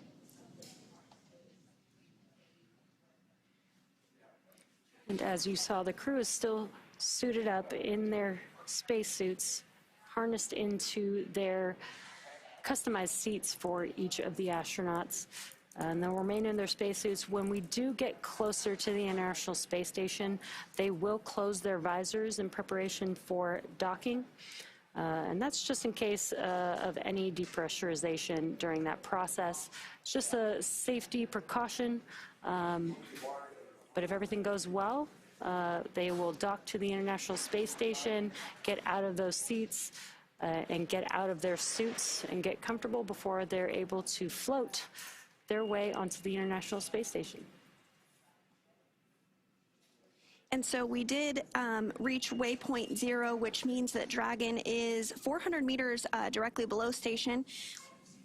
And we are continuing to see views of it now coming from Dragon of the International Space Station, as well as there's a view of Dragon from the International Space Station. Its approach now less than 400 meters away.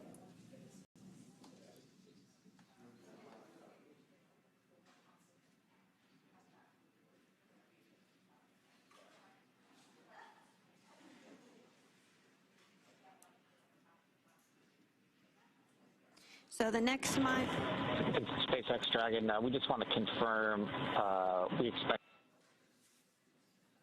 and when do we think we're going to get to go for suit docking? A firm docking at about 2011. Go for suit docking will be immediately following hard capture complete, approximately 10 minutes later. Okay, that's what we're tracking to. Appreciate it. All right, copy. And I think that's all of our questions. Copy. We are back on Dragon to ground.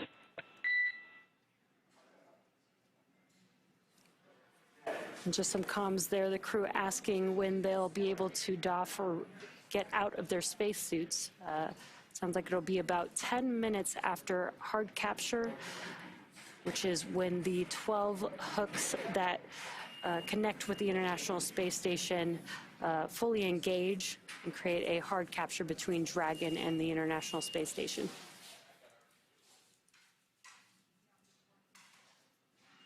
And so on those tablets that you do see on your screen there, the crew is looking at procedures ahead of the upcoming docking targeted for an approximate time of 12:11 p.m. Pacific time today. And so they're reviewing those procedures as they near that, making sure that everything is fresh in their mind.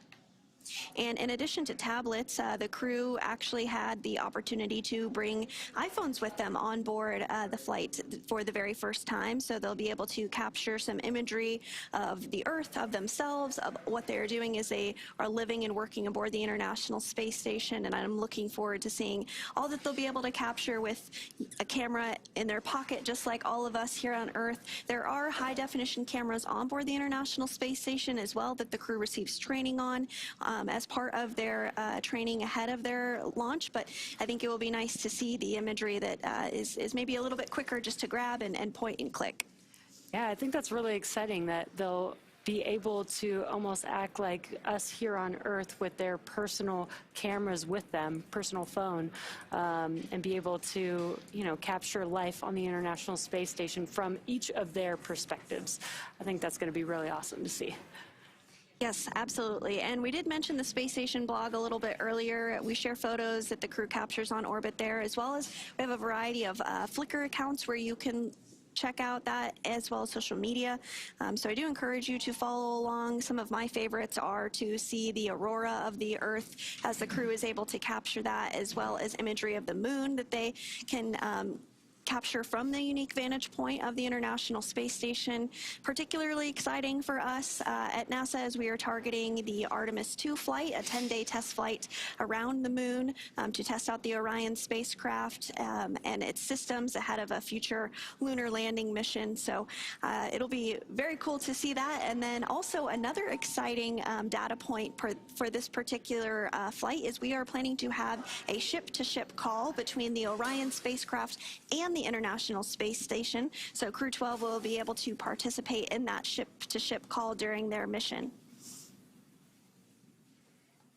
Yeah, it's going to be awesome for the astronauts to be able to talk to each other at different places while they're in space.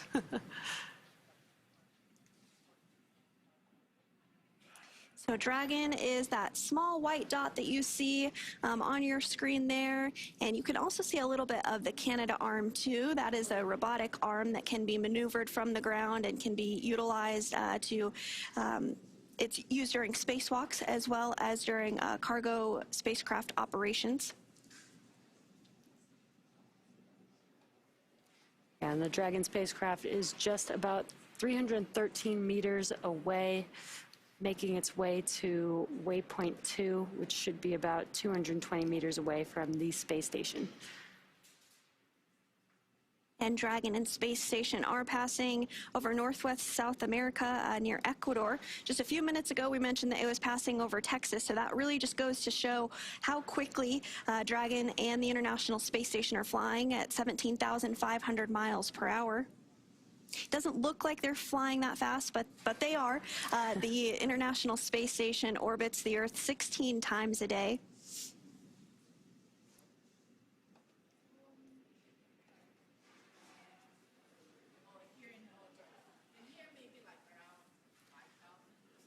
And again, it doesn't look like it's doing much from this view, but you can follow the Dragon thrusters in your bottom left-hand corner with that graphic. You can see that the thrusters are firing as needed to maintain the trajectory that it needs to approach the International Space Station. And again, it's getting out of view as Dragon gets closer and closer to the International Space Station, but the top left-hand corner, and there it goes. That was Earth. SpaceX Dragon, what a question. SpaceX is here on Dragon to ground.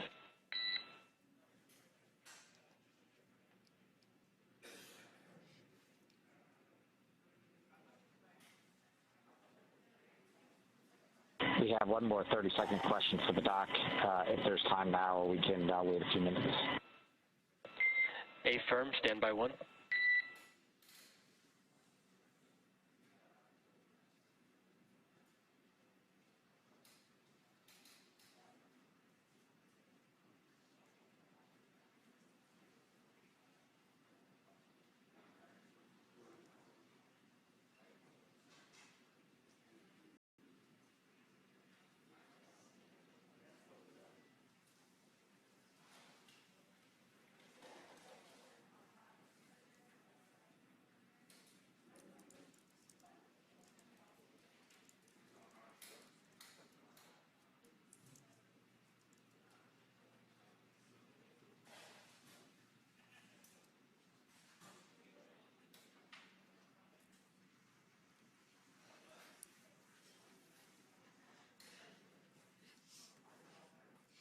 And as we continue to look ahead towards docking at approximately 12:11 p.m. Pacific time today, we are going to talk a little bit about the mission patch for Crew-12. Most people are familiar with the idea of a mission patch, but you might not know how they come to exist. For decades, crew members have worked together to develop the patch for their mission, determining which aspects of the mission they want to highlight.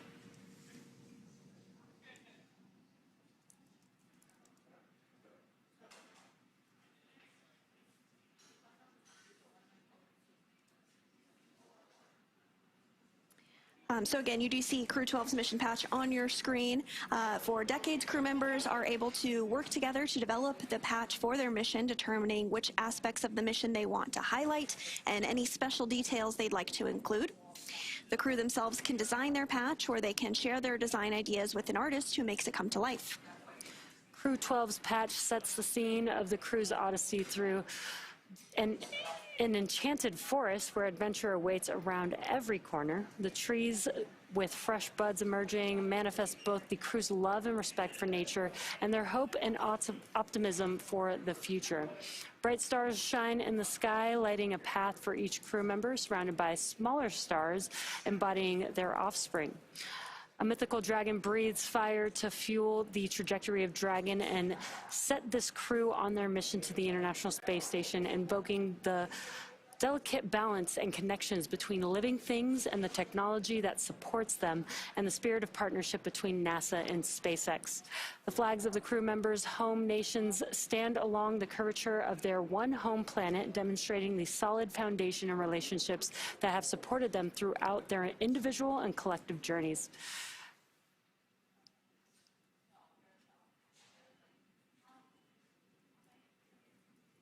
And a great live view from the International Space Station. As you can see, Dragon is much closer, and you can actually see a very, very clear view of that forward bulkhead with the nose cone open, exposing the GNC. That is what is help guiding Dragon as it approaches the International Space Station. And there are 3 configurations that Dragon can have. Today's configuration is, of course, to dock to the International Space Station, but there's also a configuration where that forward bulkhead is a window, as well as the availability for that to be opened up as part of spacewalks that can occur.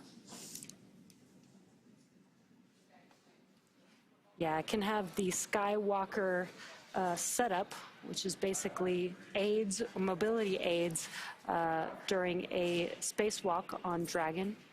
And the cupola, the window, as Sandra mentioned, as Skywalker, are both used for free flyer missions. But since this mission is to the International Space Station, we do need that docking adapter. That's actually where Dragon SpaceX on the Big Loop, approach 1 and soft capturing extension will begin shortly. Dragon will continue approach to Waypoint 2. Copy.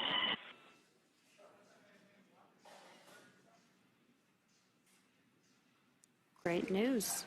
Just some comms from the core letting the crew know that they will be able to continue to approach to Waypoint 2. And as I was mentioning, with the international docking adapter configuration for Dragon, that's actually where the crew will pass through and enter to the International Space Station. Will be through this forward hatch that we're looking at right now. That's right, and you did hear some communications there from the ground about the soft capture ring and stepping through procedures ahead of opening up that hatch following docking. NASA astronaut Chris Williams will be primed for those hatch opening operations today. We are less than 10 meters away from Waypoint 1 today. We did get the go that the team is comfortable approaching Waypoint 2.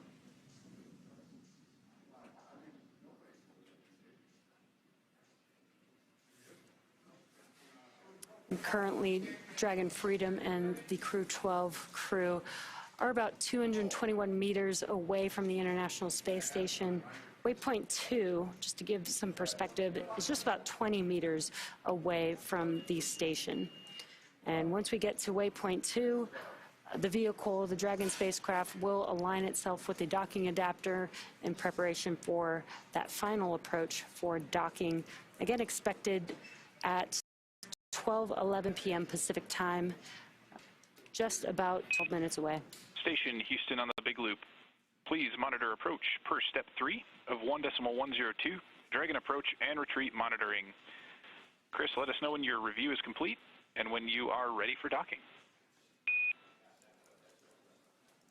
Station copies all, picking up step 3, 1.102. You got it, good read.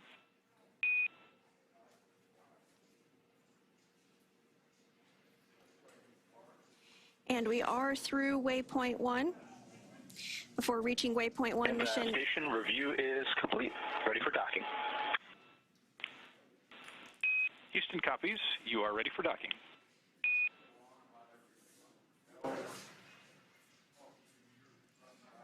And again, some good communications, everything looking good for docking, targeted here at approximately 12:11 p.m. Pacific.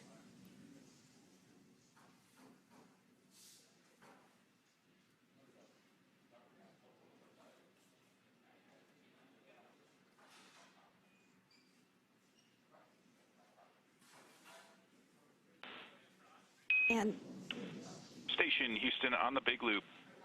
At waypoint 2, Dragon will briefly pause to align for docking, then automatically resume approach. Station copies all.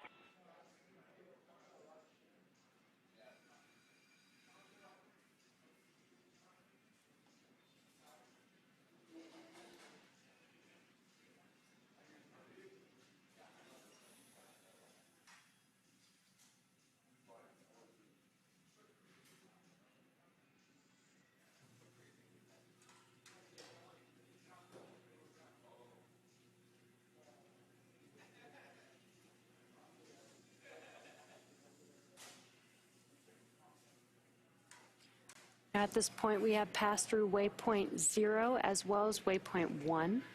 Initial contact between Dragon and the International Space Station is expected at about 12:11 p.m. Pacific time or 3:11 p.m. Eastern.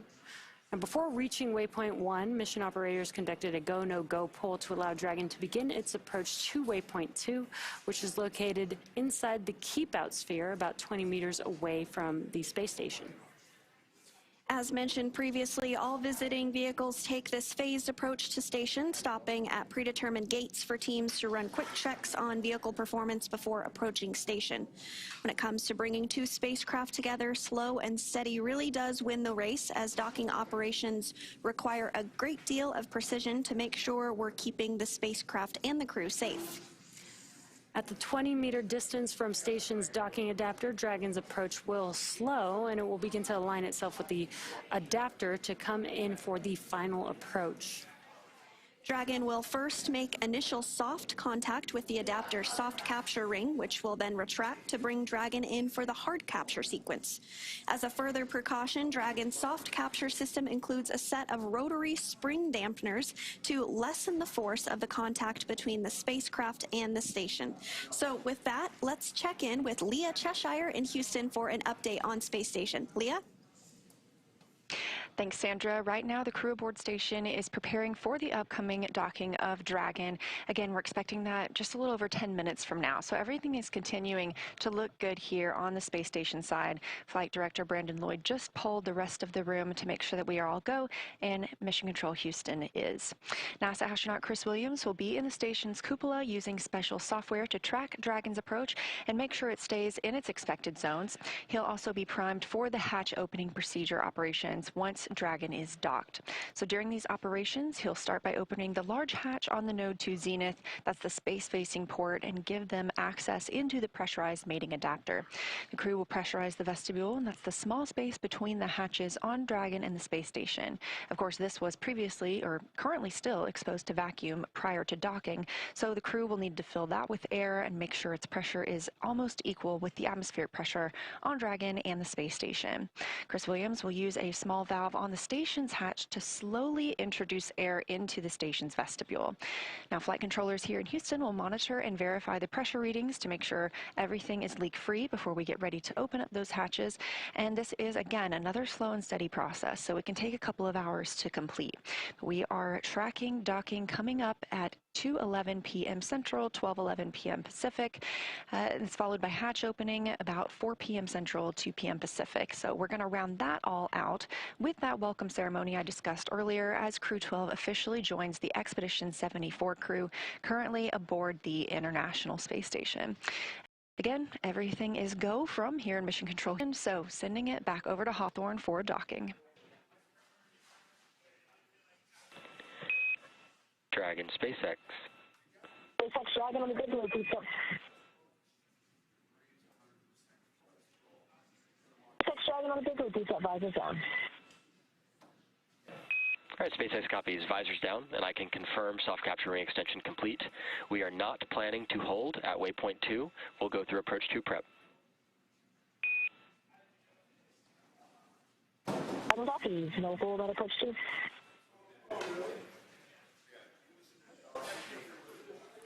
Just another indication that we are getting closer and closer to docking.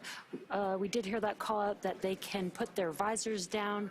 This fully seals their suits in preparation for the official docking to the International Space Station.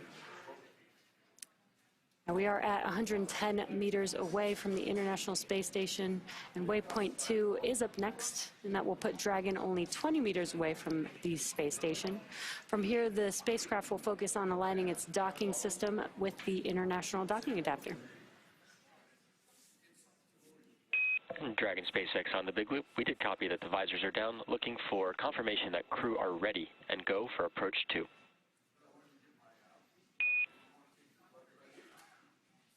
Crew is ready for approach 2.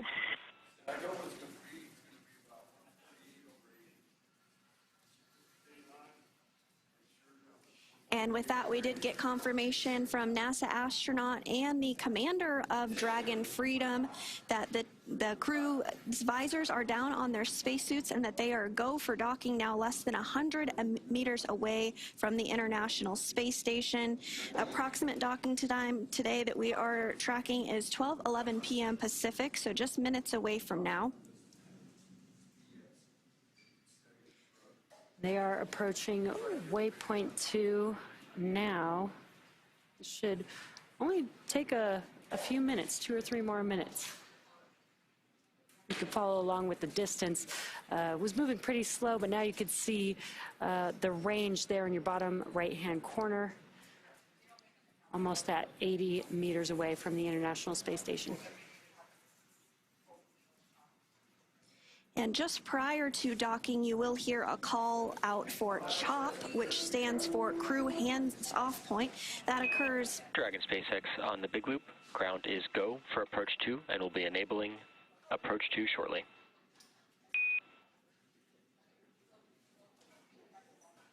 Copy, so.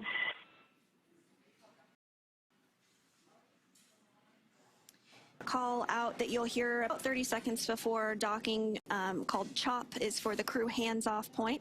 So any directions that would need to, any actions rather that would need to be taken would happen manually by the spacecraft autonomously versus manually by the crew.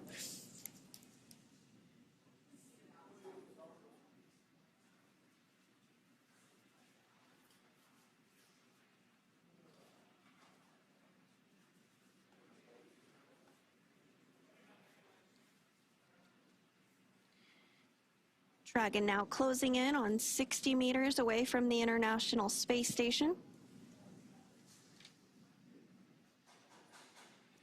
As it gets closer, we get a clearer and clearer view of the Dragon spacecraft. Again, you can still see some of those thrusters are firing with the graphic in your bottom left-hand screen. And in addition to the nose cone being open, we can see a portion of Dragon's trunk there, and that black portion on the upper left of your screen there is actually the solar arrays on Dragon.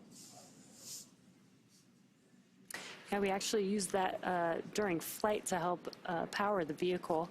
Once it's on station, though, we'll connect some umbilicals, and we will utilize the power from the space station for Dragon during its stay.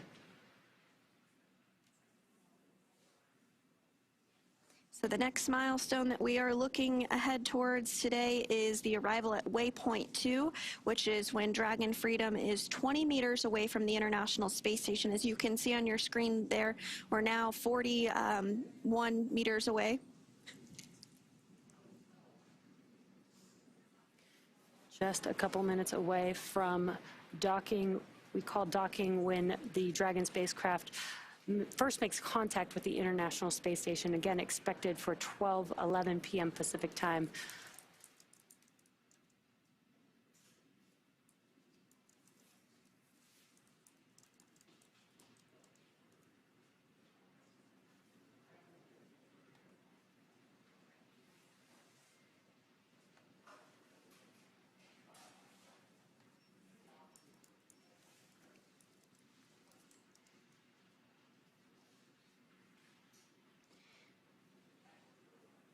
And now you can see in the bottom right-hand corner, that is the docking adapter. So you can follow along when we make that soft capture with the hooks in the soft capture, as well as hard capture with there's 12 hooks that will connect with the International Space Station to lock it in.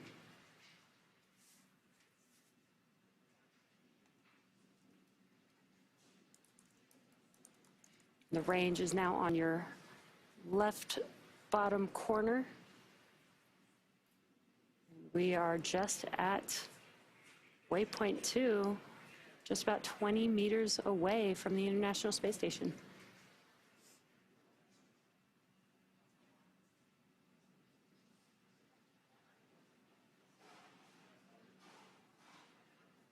You can see all those thrusters firing on the Dragon spacecraft to maintain alignment with the docking adapter just right before we approach.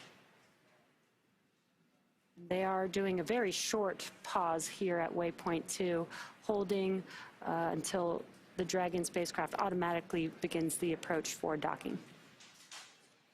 And you can start to see Dragon be eclipsed by a bit of a shadow here. That is because we are actually passing over the terminator line. And that is when the distinction between night and day occurs as the International Space Station orbits the Earth. All players, this is Houston on the Big Loop. Dragon is on final approach and is go for docking. Please monitor per steps 5 and 6 in 1.102. Dragon approach and retreat monitoring.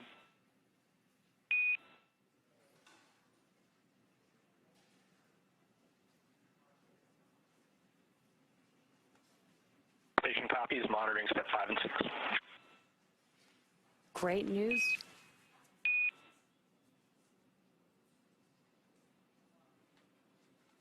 Great news. We did get that confirmation that we are go for docking. And that go coming from the Capcom, or going up to the crew rather, that is Capcom Jacob Lesarge. That was up to NASA astronaut Chris Williams, who is in the cupola as we speak, monitoring approach and docking, now nearing in on 16 meters away from the International Space Station. About 30 seconds prior to docking, we might hear the call out, or we will hear the call out for CHOP, which stands for Crew Hands Off Point. At this point, any aborts will have to be done automatically by Dragon. And the crew on board the space station can also send a retreat command to Dragon if needed.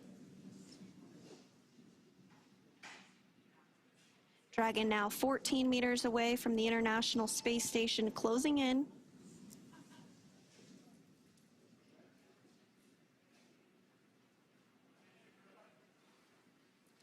Again, what you can expect after Dragon makes contact with the International Space Station is that 12 hooks will be deployed, 6 at a time. Once those have hard captured, we will attach umbilicals to provide power between Dragon and power and connections between Dragon and the International Space Station.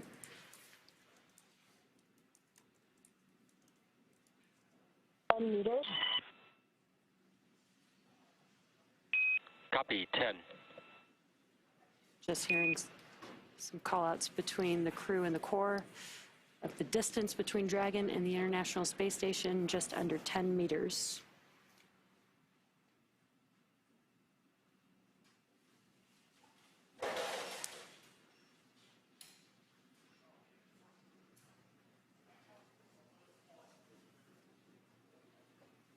Closing in on 8 meters. We'll stand by for the call out of CHOP. That's that crew hands-off period.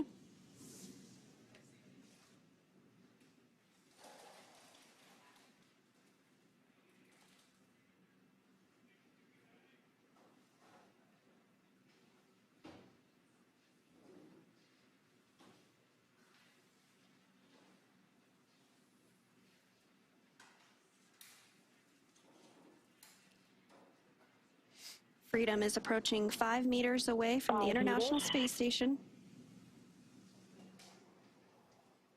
Copy, 5.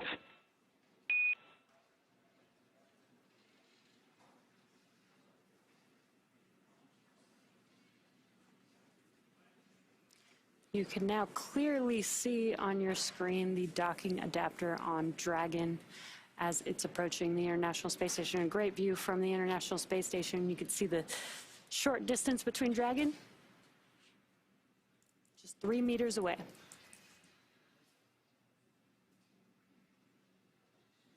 Meters.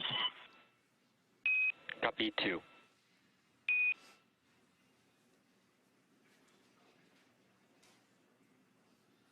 Continuing to close in. 1 meter.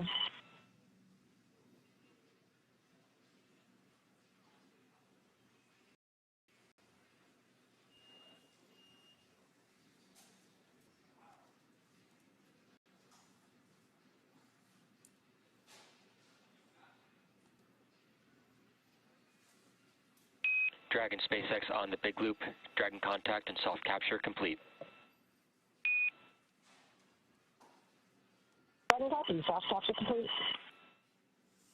And contact confirmed. Dragon made contact with the International Space Station at 12:15 p.m.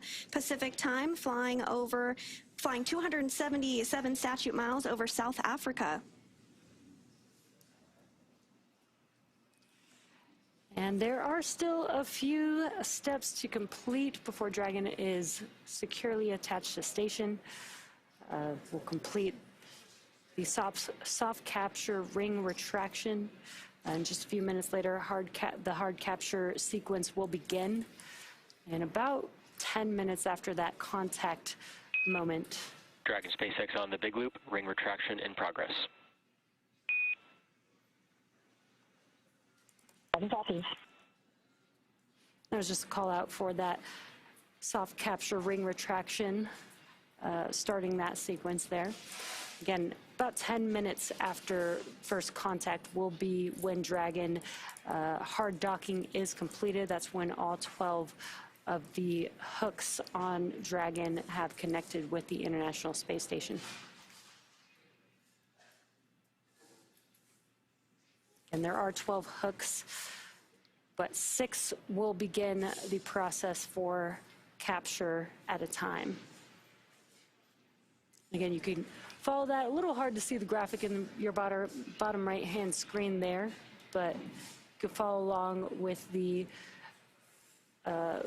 hard capture docking sequence there on that graphic.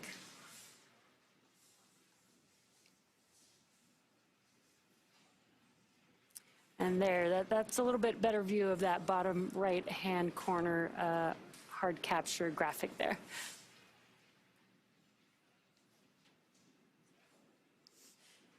And again, if you're just joining us, we did have a docking at 12:15 p.m. Pacific time while the International Space Station was flying over South Africa. Crew-12 did launch on February 13th at 2:15 a.m. Pacific time and is comprised of NASA astronauts Jessica Meir and Jack Hathaway, as well as European Space Agency or ESA astronaut Sophie Adeneau and Roscosmos cosmonaut Andrei Fedyaev. And as you can see on your screen there, they are now docked to the Zenith port of the International Space Station. The soft capture system will now begin retracting to bring the spacecraft for a hard capture, which is accomplished by deploying 12 hooks in 2 sets of 6.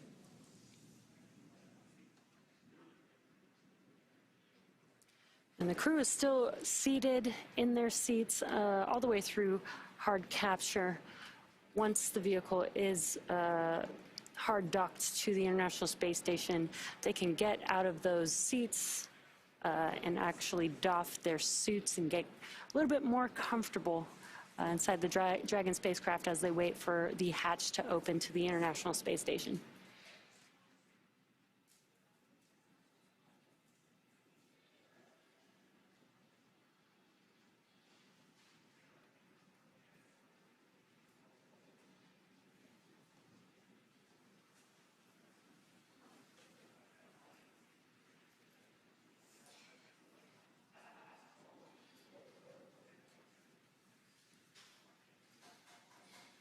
So Dragon's soft capture system will now begin retracting to Dragon SpaceX on the big loop. Bring retraction complete. Docking sequence holding for MCS reconfiguration.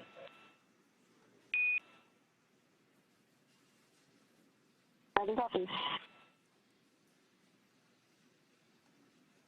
And you did hear that confirmation that the soft capture retreat is complete. Next up will be hard capture, which is accomplished by deploying 12 hooks, 2 sets of 6 hooks to firmly hold Dragon in place. And that process does take about 15 minutes or so. Then once all docking events are successful, flight controllers will configure Dragon for docked operations and connect power and data to the spacecraft. At that point, the crew will be able to get out of their spacesuits and set them up to dry and begin operations to get the hatches open and join the expedition crew on board the space station. That does include pressurizing the vestibule, which NASA astronaut Chris Williams will be primed to do, as well as a round of leak checks. And that does take about 2 hours before the hatches will be open today. Following that, we'll have a welcome ceremony before the crew goes into a safety briefing and begins to get up to speed and adjust to life on the International Space Station following their liftoff from Florida yesterday at 2:15 a.m. Pacific.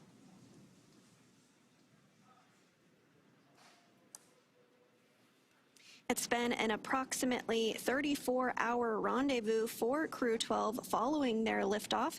They did dock today at 12:15 p.m. Pacific while flying south of South Africa.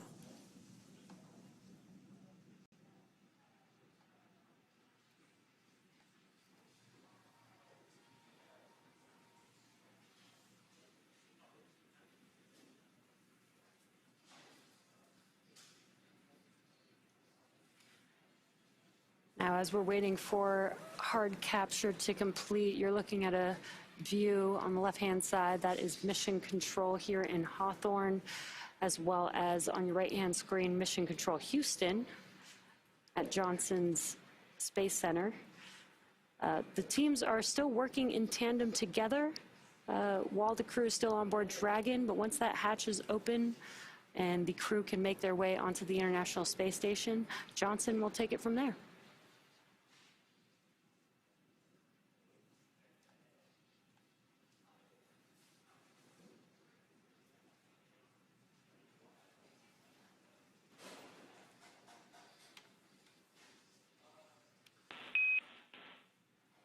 Station Houston on the big loop. MCS configured. We are proceeding with hook driving.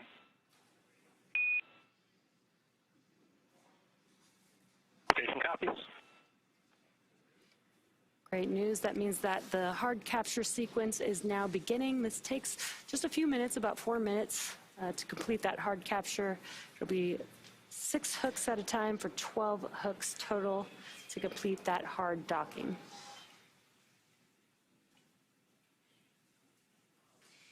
And we don't currently have views of Dragon and the International Space Station at this moment due to a handover between satellites, which happens from time to time and is expected. But on the left hand of your screen there, you do see Mission Control here in Hawthorne, California, as well as on the right hand of your screen, Mission Control in Houston, Texas. We still are in integrated operations where we have the big loop configured. That big loop is between both Mission Control centers in Hawthorne and Houston, as well as the crew on the International Space Station and the crew inside of Freedom, who just docked to the International Space Station about 8 minutes ago at 12:15 p.m. Pacific.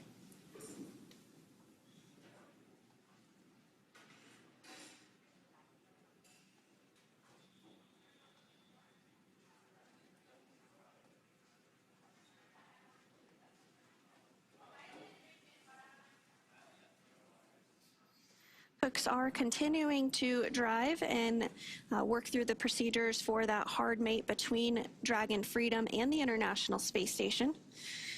With Freedom now docked to the International Space Station, there are 7 visiting spacecraft on board. That includes NASA's SpaceX 33rd Cargo Resupply mission, JAXA, Japan Aerospace Agency's HTV X-1, Northrop Grumman's Cygnus 23 spacecraft, the Roscosmos Soyuz MS-28, as well as 2 Roscosmos cargo spacecraft, Progress 92 and Progress 93.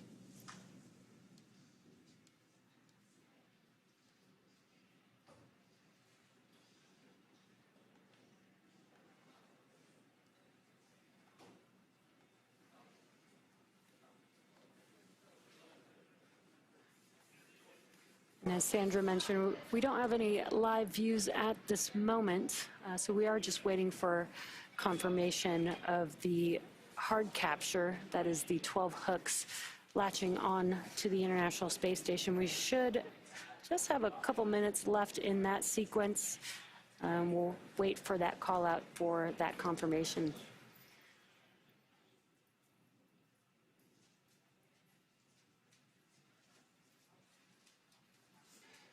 And once Crew-12 gets on board the International Space Station, they will complete some training as part of emergency procedures and get acquainted with their new home for the next 8 months.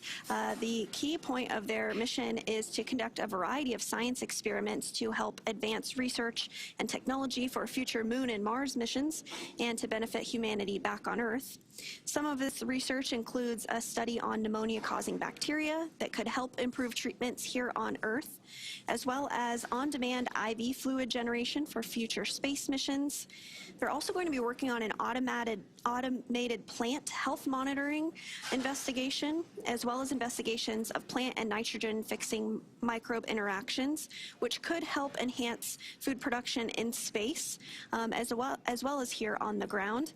As we think about long-duration missions to the Moon and Mars, growing our own food is going to be critical, as it will always be possible to send cargo space flights up. So this investigation could lead to improved plant growth on board the International Space Station and then eventually onto the Moon and Mars.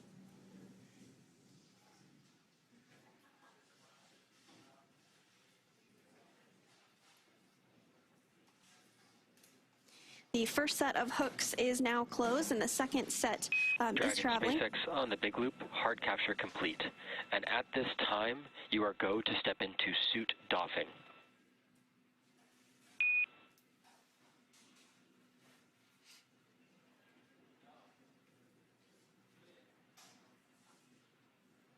At Gentle Contact, we have bridged the legacy of humankind's continuous presence in space, spanning more than 25 years at this very site. The International Space Station is more than a structure. It is a promise kept, decades in the making, built by nations, sustained by trust and partnership, empowered by science, innovation, and curiosity. As we look back at Earth from these windows, we are reminded that cooperation is not just possible, it is essential. Up here, there are no borders, and hope is universal. I want to thank the teams at NASA, SpaceX, ESA, CSA, JAXA, and Roscosmos. Your work has guided us safely here across the vastness of space to this outpost where all of humanity lives and learns together. Crew-12 was honored to join our Expedition 74 friends and colleagues, Sergei Kucherchkov, Sergei Mikhaev, and Chris Williams, to add our chapter to the story of the International Space Station. Et maintenant, un mot pour les Français. Bonjour les Français depuis la capsule Dragon SpaceX avec l'équipage Crew-12. Un grand merci à toutes les équipes de SpaceX, de la NASA, de l'ESA, du CNES, de Roscosmos, de la CSA et JAXA qui contribuent directement au succès de cette mission. Nous venons nous amarrer à la Station Spatiale Internationale après 34 heures de vol libre. Tout se passe de manière nominale et la Terre est vraiment, vraiment belle depuis là-haut. Merci à vous de votre soutien et de votre enthousiasme. Ça nous fait chaud au cœur. Je suis fière d'embarquer la France et l'Europe dans cette incroyable aventure qui dépasse les frontières. Comptez sur moi pour en partager toutes les étapes avec vous et faire briller les étoiles dans les yeux des Français. Prenez soin de vous et à bientôt. Over to Andrew. Отлично, работа, ребята. Всем большое спасибо. We're grateful to be on board, and we're ready to get to work.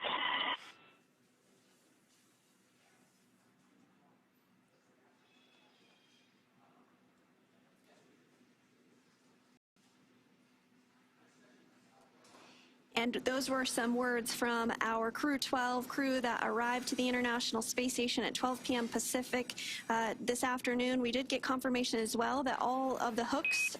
Dragon SpaceX on the big loop. Good words there. We're going to continue monitoring the docking sequence, and I'll maintain awareness with you. You are go to doff suits per 4.012 and begin cabin configurations in 4.400 in parallel. For awareness, we will have big loop comms only until 2038. So again, we're big loop comms only. And at this time, I can report docking complete.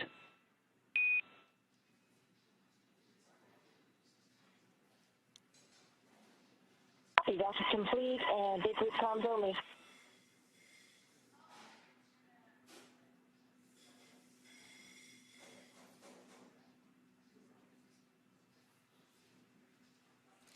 Great news. Docking is officially complete. Now that Dragon has completed its docking sequence, the spacecraft must undergo a handful of checks before the hatch is opened. The crew on board Dragon will now get a chance to get out of their suits and get comfortable before moving into hatch operations.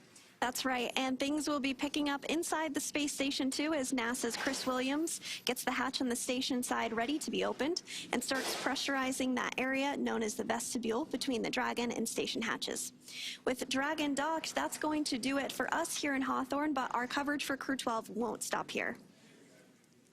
In a minute, we're going to toss it over to Leah in Mission Control Houston to take us through the vestibule depressurization and hatch opening, when we'll see NASA astronauts Jessica Meir and Jack Hathaway, European Space Agency astronaut Sophie Adano, and Roscosmos cosmonaut Andrei Fedyaev float into the International Space Station. But first, let's have a quick recap here. They got suited up and took a very short ride to the launch pad, ingressed on Dragon, and then yesterday, February 13th at 2:15 a.m. Pacific time, 5:15 a.m. Eastern, the 9 Merlin 1D engines ignited and Falcon 9 lifted off from Space Launch Complex 40, beginning Crew-12's journey to the International Space Station. Our Stage 1 vehicle came back down to Earth and landed at our newest recovery site, Landing Zone 40 at Cape Canaveral Space Force Base. Dragon then separated from Falcon 9's second stage, allowing Dragon to fly free with Crew-12 on board. We had a good nose cone deploy, as well as completed 5 major burns on Dragon, and then docking was confirmed today at 12:15 p.m. Pacific, 3:15 p.m. Eastern Time today, February 14th, 2026. And you can follow at SpaceX on X and NASA on social media for real-time updates. Thanks again for watching. Go NASA, go SpaceX, and go Crew-12. And for those of you watching on X, please head over to NASA Plus to follow the coverage live.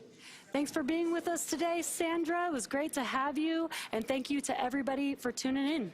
Now over to Leah Cheshire at NASA's Johnson Space Center in Houston to continue sharing the mission as the crew prepares to board their home for the next several months, the International Space Station. And thank you once more. And for those celebrating Valentine's Day today, we truly hope your day is out of this world.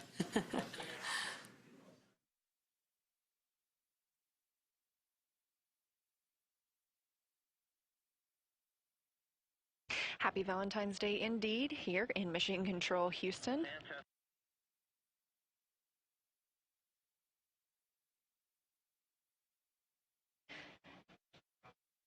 Again, it was an exciting moment for all of us here in Mission Control Houston following Dragon's docking at 2:15 p.m. Central Time while flying 277 statute miles south of South Africa. With Dragon safely docked to the International Space Station, we're going to be welcoming that new crew of 4 crew members aboard shortly to conduct important science and research aboard the orbiting laboratory.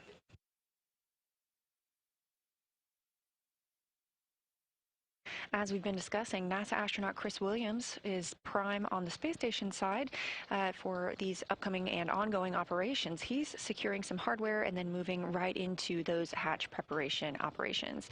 First thing he will do is open the large hatch at the Node 2 Zenith. That's where the Dragon spacecraft docked today and where they will remain until they get ready to go home several months from now. That Zenith port is the space-facing port on the International Space Station, and opening that hatch will give Williams access inside the pressurized mating adapter. The team will work to pressurize the vestibule. That's the small area between the Dragon and the space station hatch.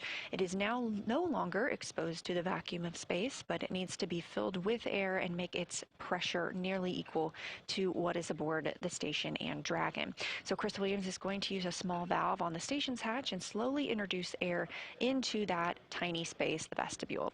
The flight controllers here at Mission Control Houston are monitoring these operations as well as that pressure and the temperature readings inside. We're going to pause for a leak check once they have filled that space with air and then get ready to open up the hatches. This is a process that takes a little bit of time. We expect it to take about an hour and a half, maybe 2 hours to get everything pressurized and checked out before we open those hatches, and we're targeting 4 p.m. Central Time for that. We will be live here the entire time and can't wait to see that crew float through the hatch.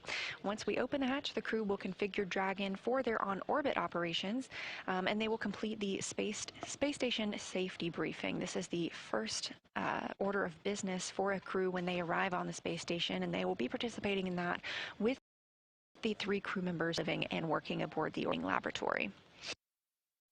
Just before that safety briefing, though, we will get to hear from the crew themselves in their welcome ceremony. And shortly after the safety briefing, the USOS crew members will transfer some emergency equipment from Dragon to the space station. They'll also participate in a little bit of a crew handover period. We usually have another commercial crew aboard the International Space Station when we have a new crew dock. Crew 11 returned a little bit earlier than planned last month, so they have completed a lot of their handover here on the ground, and this will allow the crew that's living aboard the space station to get the new crew members up to speed with what's been happening. We'll get into the evening on the space station at that point, and that'll be the crew's pre-sleep and sleep period. Again, the International Space Station operates in GMT, and so it is currently 8:46 p.m. if you are living and working on the space station.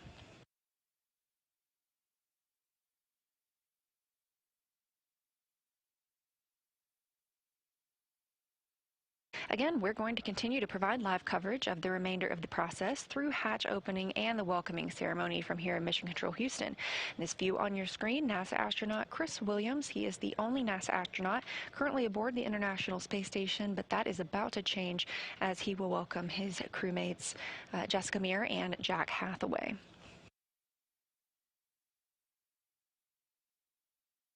The other 2 crew members currently living on the International Space Station will use MS-28 with Williams are Sergei Kudzverchkov and Sergei Mikhaev.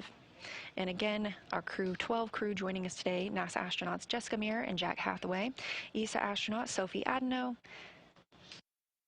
and Roscosmos cosmonaut Andrei Fedyaev.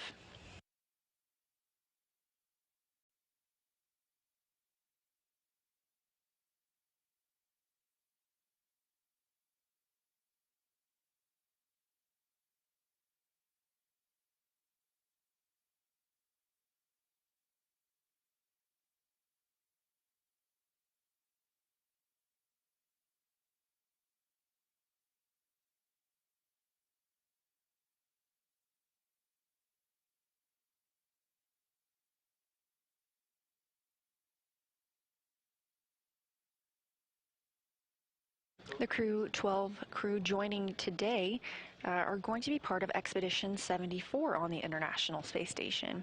That began on December 8th, 2025. It'll continue through the departure of the Soyuz MS-28 crew later this year. And as we have discussed previously in this broadcast, we are celebrating 25 years of human presence aboard the International Space Station, meaning if you are under 25 years old, there has never been a day in your life that all humans have been on the Earth. We've always had somebody living in space.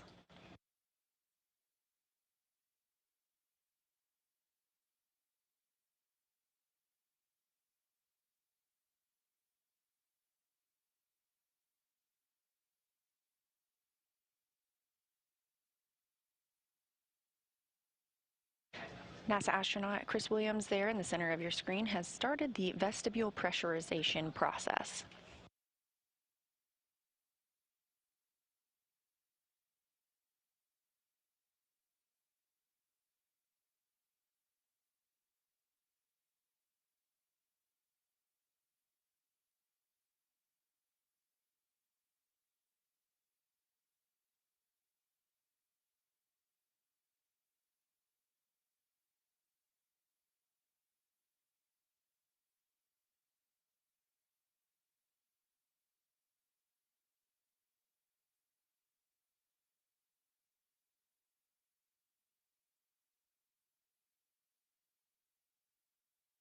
We are in a handover period aboard the International Space Station. We hand over our satellites from in the tracking and data relay satellite system. So these are all monitored and expected handover periods. We'll regain communications with the International Space Station very shortly.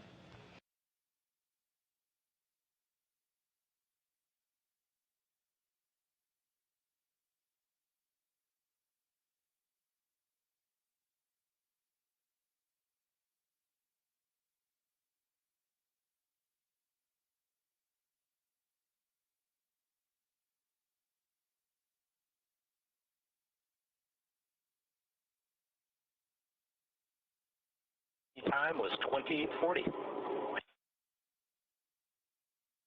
Houston copies 2040 and we have regained those video communications with the space station. Again, this view looking into the Node 2 zenith or space-facing hatch and port. That is where Crew-12 docked in the SpaceX Dragon spacecraft at 2:15 p.m. Central Time.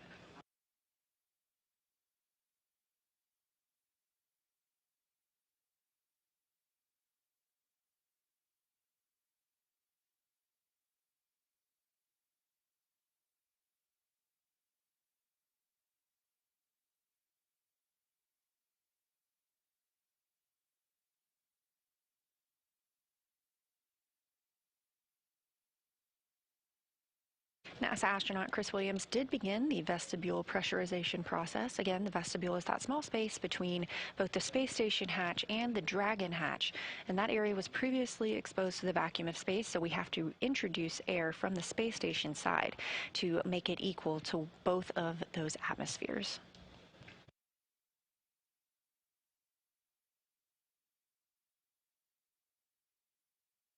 Throughout this time frame, the teams in Mission Control Houston have they pause for leak checks in this vestibule. Sometimes those can fluctuate based on temperature, or it can appear to fluctuate based on temperature.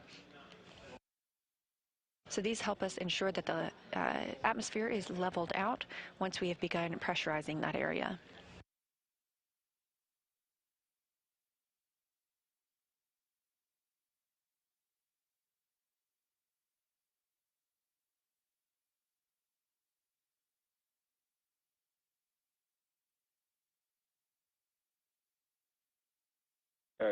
Just a moment ago, we saw a glimpse of Roscosmos cosmonaut Sergei Kudzverchkov, one of the two cosmonauts and one of the two Sergeys living aboard the International Space Station, the other being Sergei Mikhaev. He is standing by also to welcome the new crew members aboard the space station.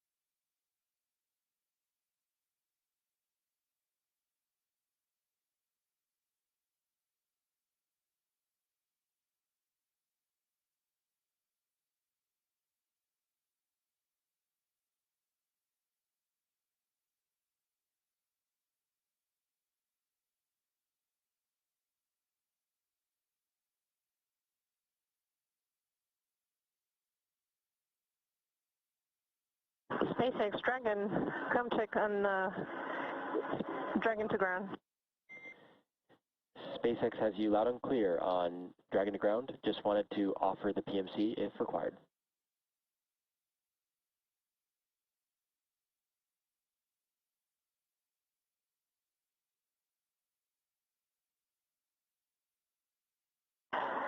So, suggestion is to set up the PMC, but for now, procedure in work. No questions yet, but please prepare. SpaceX copies. I'm going to go ahead and set up Dragon to ground private. Any comms that come from the cabin mic will be on Dragon to ground private, and so we'll just have that ready to go and be standing by for any questions. Dragon copy.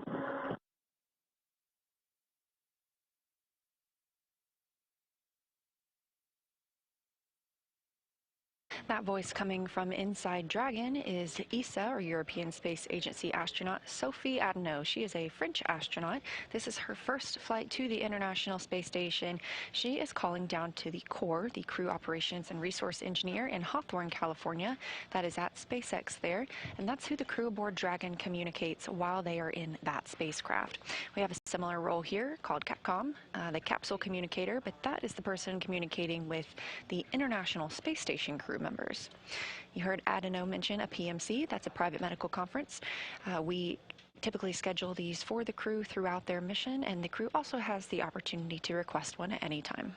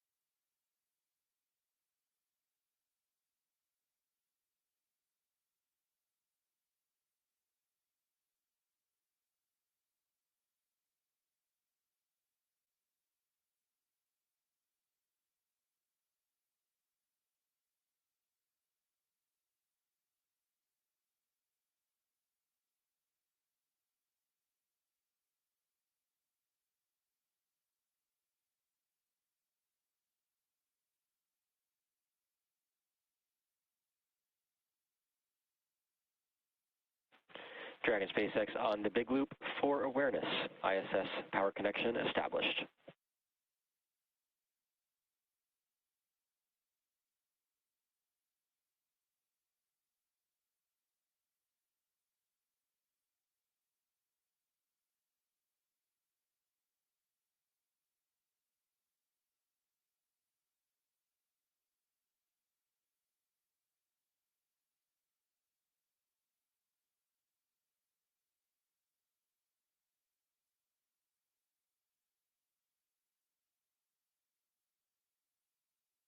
Экипаж МКС, ЦУПу Москвы в Канаде.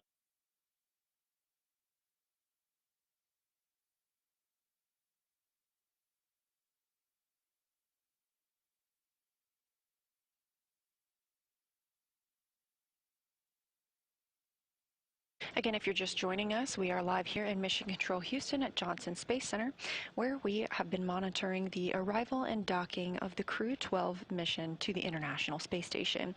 Dragon docked to the Node 2 Zenith, or space-facing port, at 2:15 p.m. Central Time today, February 14th.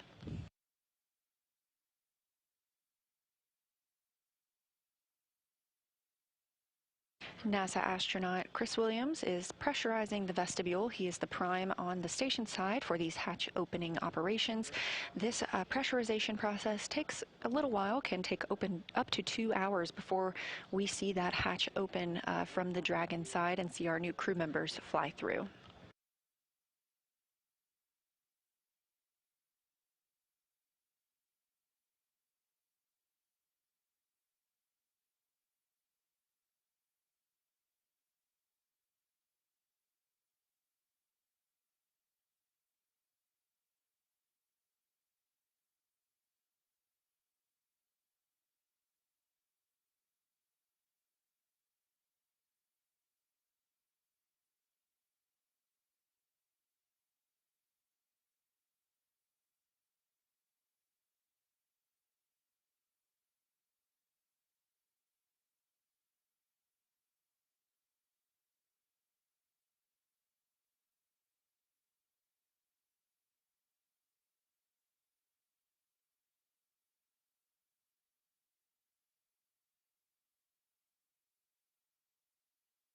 Two views. On the left side of your screen, you have the Dragon spacecraft docked to the International Space Station, and you just saw the lighting change a little bit. We are preparing to cross over that terminator line, the difference between day and night on the space station. Again, Dragon docking at 2:15 p.m. Central Time. And it's currently flying over the border between North and South Korea, 260 statute miles over Earth. The International Space Station travels 17,500 miles per hour. That's about 5 miles a second, and sees 16 sunrises and sunsets a day. And if you've been watching throughout the broadcast, you've probably noted a few of those.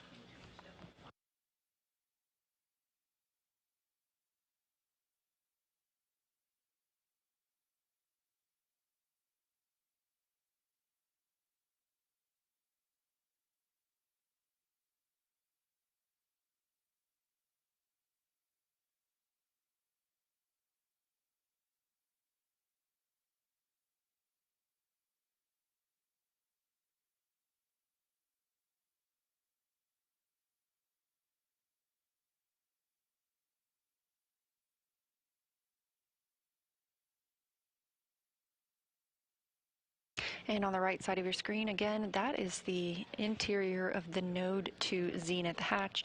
That's where Dragon is docked, just on the other side. NASA astronaut Chris Williams is pressurizing the vestibule, the small space between both the Dragon and the space station hatch. We are conducting leak checks as standard procedure. This helps us ensure that the pressure is equal in that space and is not caused by any temperature fluctuations. Once we have confirmation that the vestibule is pressurized, we will get into those hatch opening operations, and we'll see our new crew members enter the space station.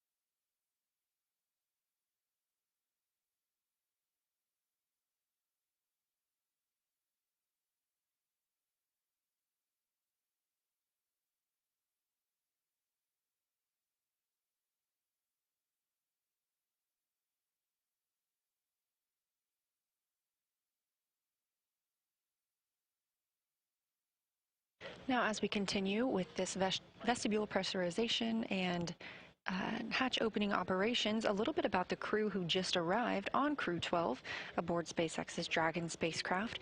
Commander Jessica Meir spent a total of 205 days in space on her first space flight back in 2019. She was also part of the first all-female spacewalks with NASA astronaut Christina Cook.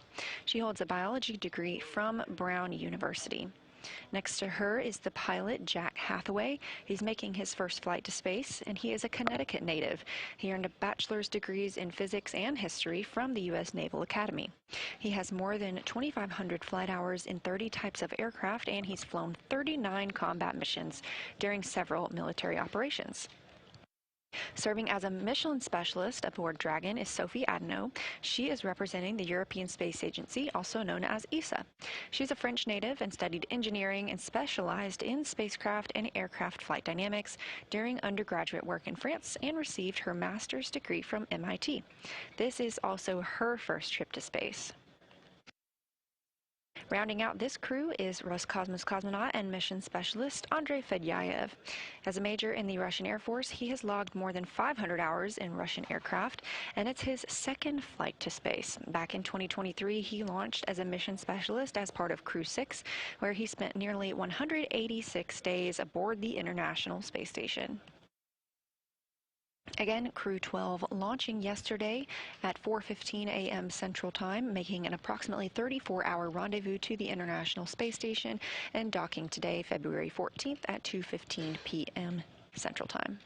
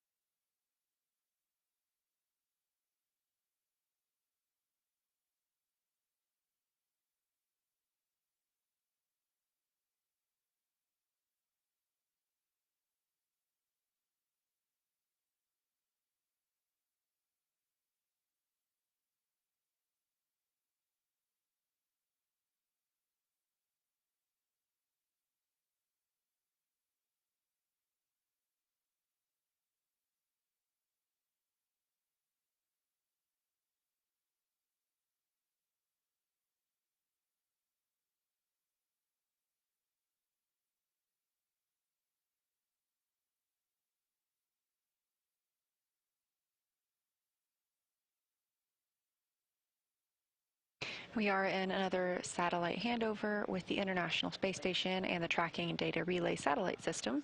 We will expect to regain those video communications, let's see, in about 5 minutes.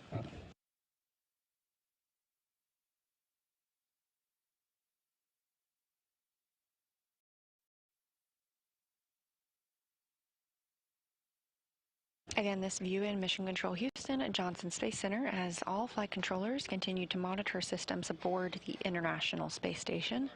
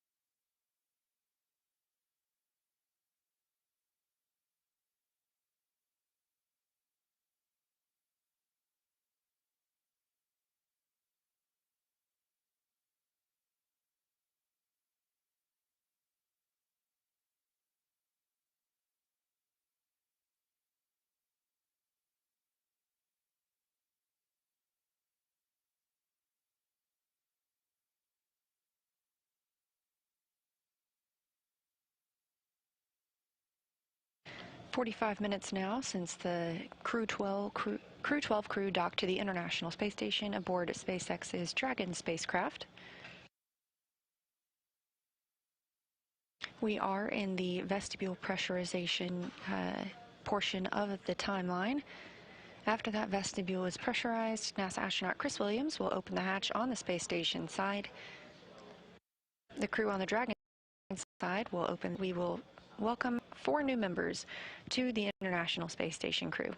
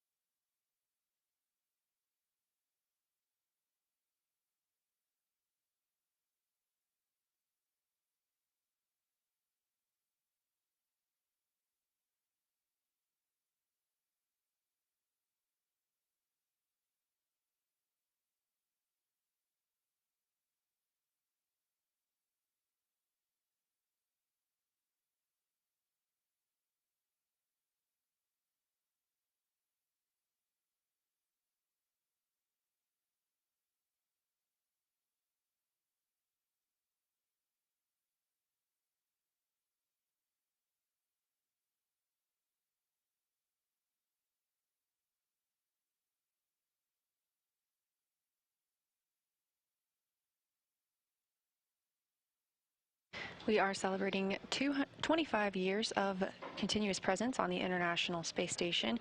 While they are aboard the space station, Crew-12 will participate in more than 200 research and technology demonstrations. These include studies of pneumonia-causing bacteria to improve treatments, on-demand intravenous fluid generation for future missions, automated plant health monitoring, investigations of plant and nitrogen-fixing microbe interactions that enhances food production in space, and research on how physical characteristics may affect blood flow during flight. The science that Crew-12 will conduct helps to directly advance research and technology for future Moon and Mars missions, but it also benefits humanity back on Earth.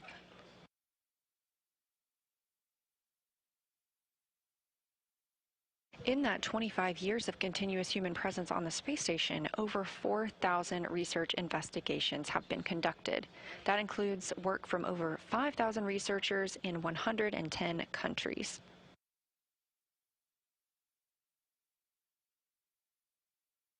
During that time, we've seen 1.5 million pounds of cargo delivered to the space station, and in some of that includes 20,100 packages of food delivered.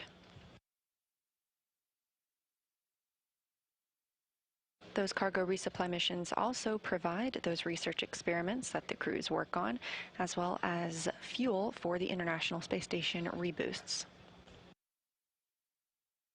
On the right side of your screen, NASA astronaut Chris Williams. This is his first space flight. He launched last year on the Soyuz MS-28 rocket.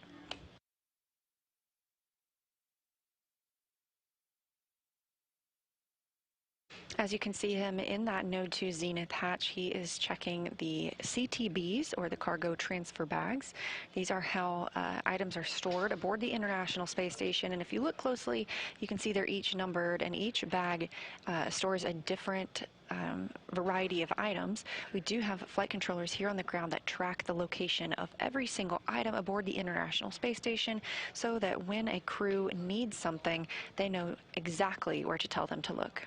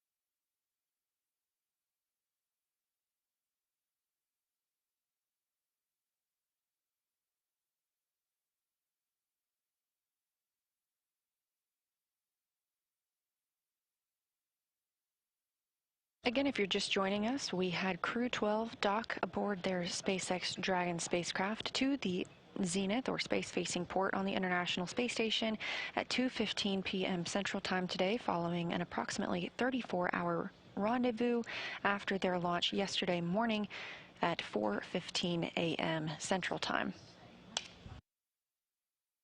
We are in the process of pressurizing the vestibule, that space between the Dragon and space station hatch. That was previously exposed to vacuum, so we have to introduce air from the space station side to make sure that the pressure equals out with both of these spacecraft. This process can take up to 2 hours. NASA astronaut Chris Williams is working this on the space station side. And we're standing by as they continue this process. We're expecting hatch opening at approximately 4 p.m. Central Time. We are in another satellite handover from the tracking data and relay satellite systems, and we expect to regain that communication shortly. This is Mission Control Houston and all of the flight controllers monitoring the mission today.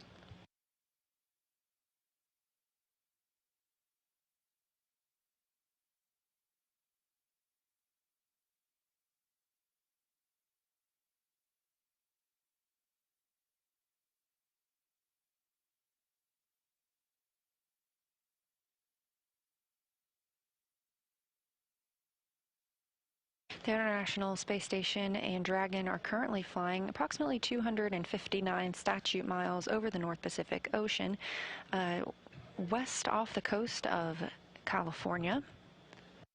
They are in an orbital daytime, and you can see the International Space Station with your naked eye if you just know when to look. So if you look up Spot the Station on nasa.gov, you can type in your location and receive updates whenever the International Space Station will be visible to you at dawn or dusk.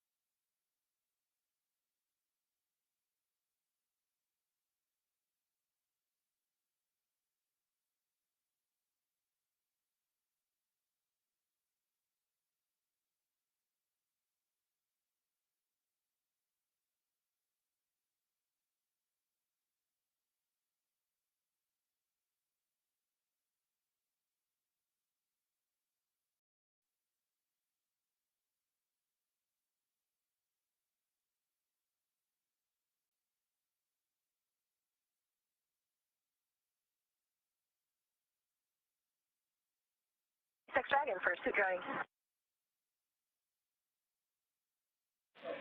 Go ahead for suit drying.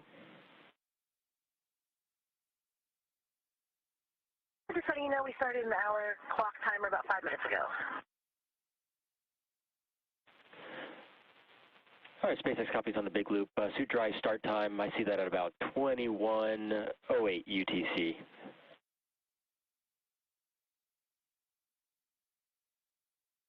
Okay.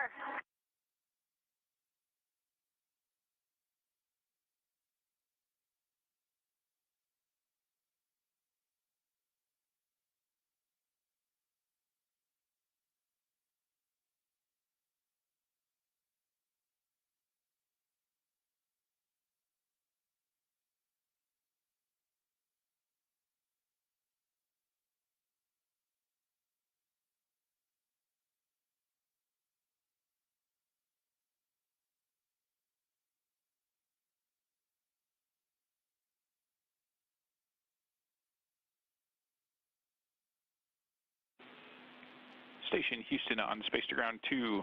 Chris on the big loop for the hatch open. Station's with you on Space to Ground 2. Hey Chris, whenever you're ready, we are ready now for you to execute procedure 2.102. That's Crew Dragon arrival, part 2. Step 3, go. We expect equalization to take 4 minutes.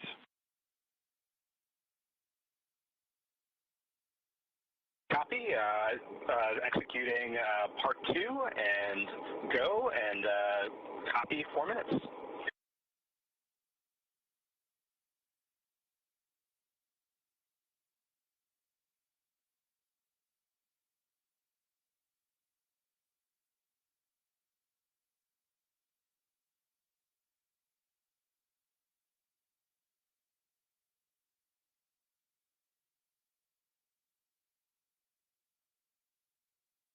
That call from Capcom, our capsule communicator Brandon Lesage, here in Mission Control Houston at NASA's Johnson Space Center in Houston, Texas, to NASA astronaut Chris Williams, living and working aboard the International Space Station. Williams is prime for the hatch operation procedures today, and Lesage calling up that the vestibule leak check is complete.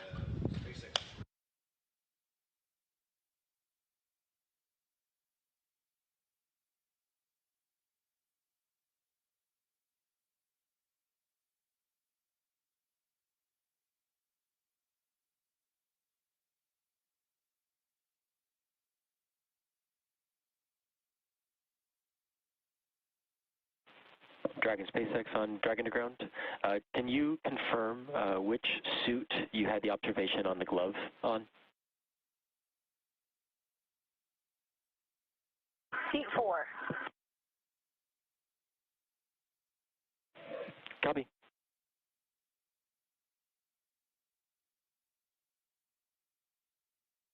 And that call from the Corps in Hawthorne, the crew operations resource engineer, to the crew aboard Dragon, asking about a glove that the crew called down about earlier during suit leak checks. Houston on the big loop. Wanted to pass you some big picture words on status. The vestibule leak check inside the station was good. The Node 2 Zenith hatch is open, and Chris is currently working on the rest of the procedure to open the APAS hatch.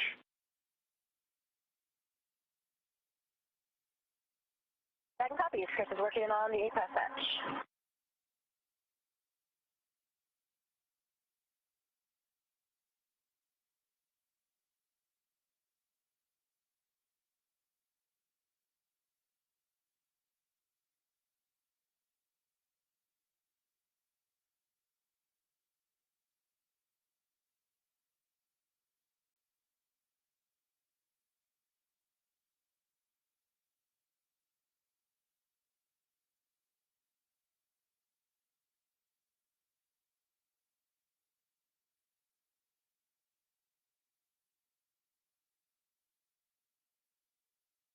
SpaceX Dragon on the group.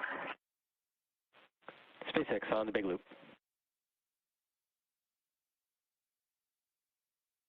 I'm looking at 4.400 as we're also finishing 4.012. I'm wondering if we can defer some of the actions due to time and the PAO event, what recommendation you have, like for example, the consolidation of all the water and food trash into large outer bags. Would you recommend skipping any of those steps for now? SpaceX copies. At this time, we do recommend trying to complete all actions in 4.400, which we may be able to accomplish before we're able to step into hatch opening. So I would like to prioritize trying to accomplish sections 2 and 3 if possible. Okay, we'll do that.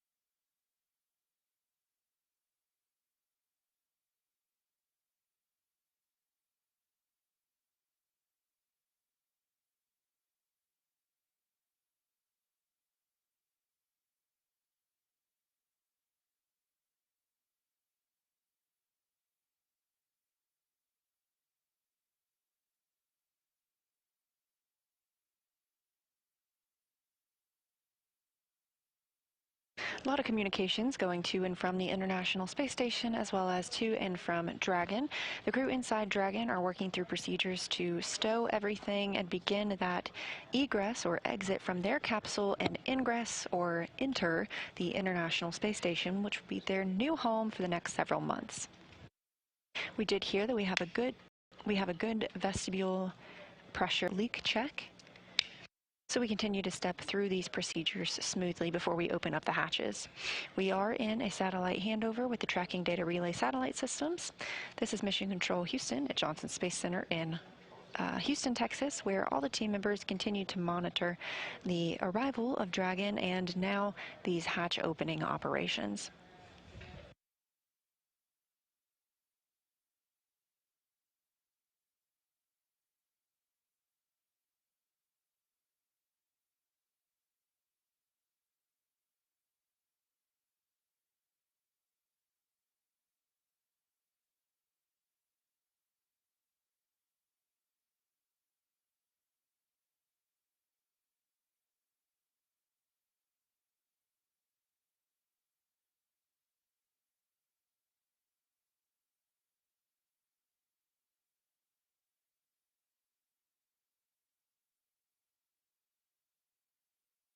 And if you're just joining us, it's been a little over an hour now since Crew-12 docked to the International Space Station. Again, that docking.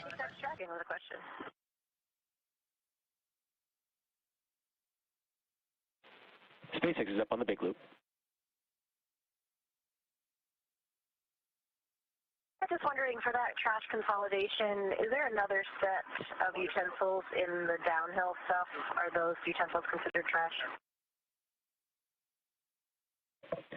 Sorry, SpaceX copies. There should be another set, but stand by one while I just confirm for you before I give you an affirmative. Okay, we copy.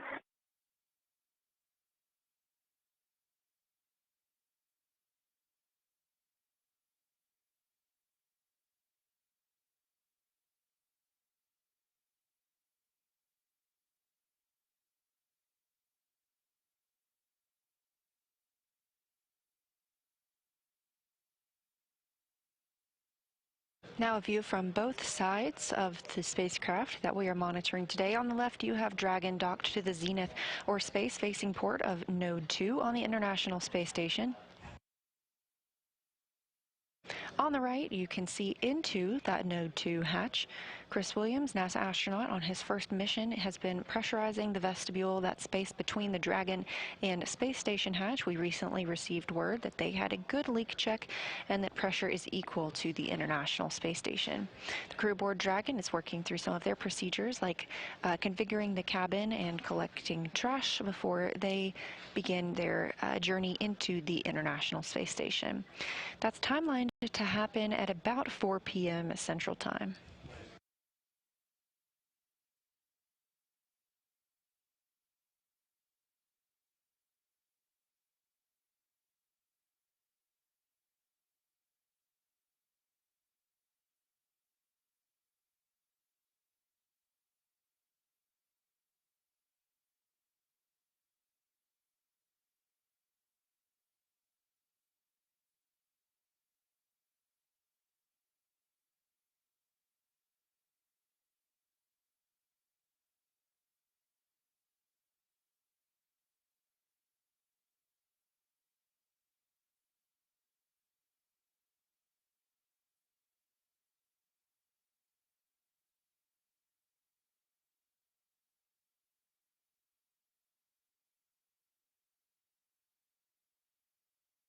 SpaceX Dragon, ready for the inventory.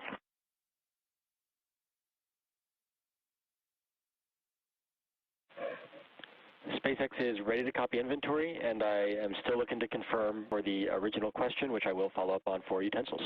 But at this time, ready for inventory. Sure. So for the inventory, water, bag number 2010, bag number 202, 0, bag number 203, 0, and bag number 204, 1. copy for 201 through 203, all 0, and 204 is 1. Yes, that's correct. And for food, bag number 301, 302, 301, 302, 0.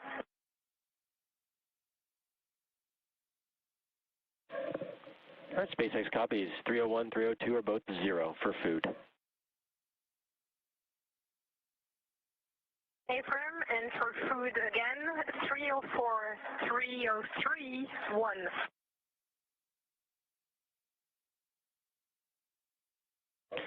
Copy 1 for 304 and 303.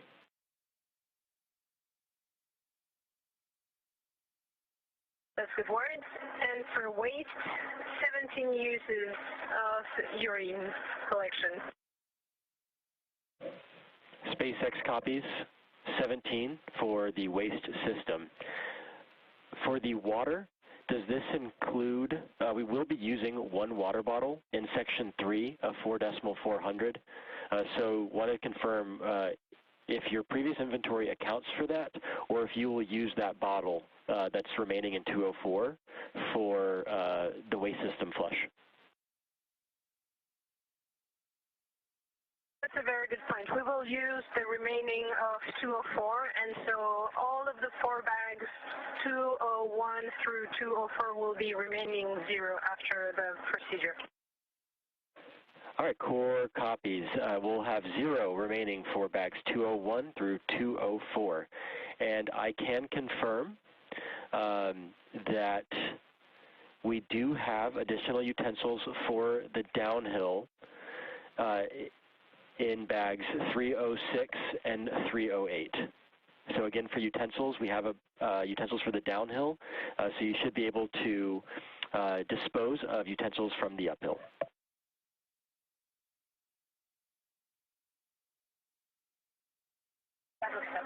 Copy.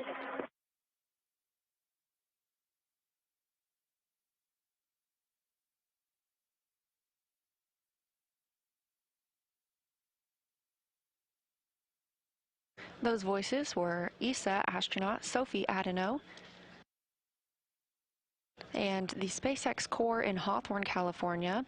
Adeno was reporting all of the inventory that they used aboard Dragon during their 34-orbit rendezvous to the International Space Station.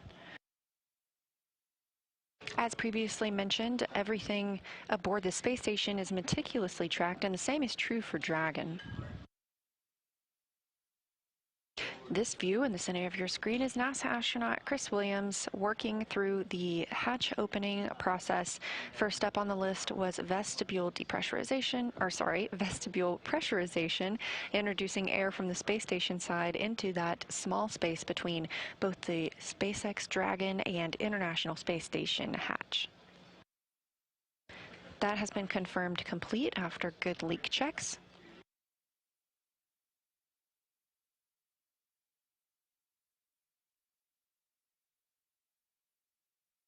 Again, we had docking today at 2:15 p.m. Central, and we are expecting hatch opening at about 4 p.m. Central.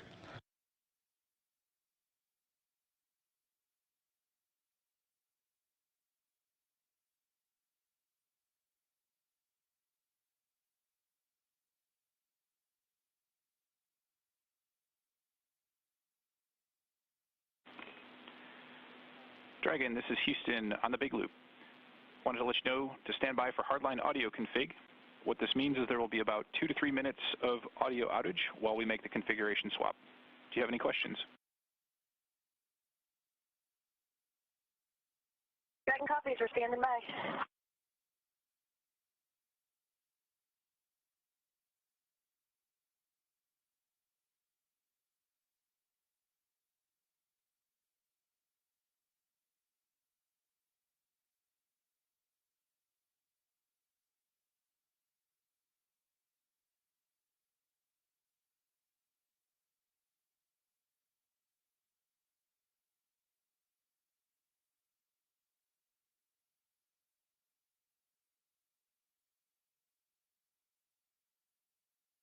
As you heard that call to the crew from Houston Mission Control to the crew aboard Dragon, we have been using the C2V2 Common Communications for Visiting Vehicles link. It's an audio loop. Also, we call it the Big Loop, that allows us to talk to all of the crew members in space aboard the orbiting International Space Station, as well as aboard the SpaceX Dragon, with Mission Control Houston and Mission Control in Hawthorne, all on the same loop. Once Dragon arrives to the space station, we reconfigure that loop so that we all have individual again.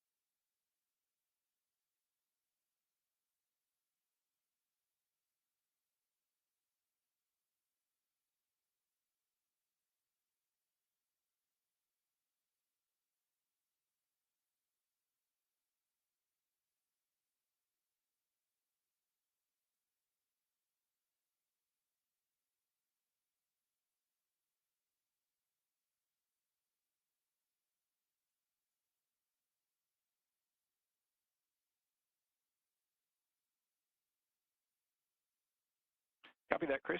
At the moment, we want to recommend just hanging tight for a little bit longer.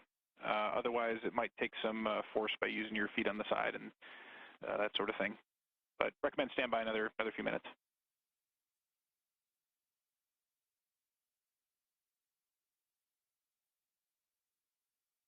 Copy all. I'll stand by another few minutes, and then I can really give it some force. Copy. And naturally, our inclination is to want to check to make sure that the APAS or the valve there is still open too. Affirm. Valve is open, and the rollers are retracted. We copy. Thank you. Communications between Jacob Lesarge, the Capcom here in Mission Control Houston, and NASA astronaut Chris Williams, you see on your screen, on the International Space Station with the vestibule pressurized. We are letting that level out before he attempts to open the APAS hatch. That helps make it a little bit easier to open that hatch.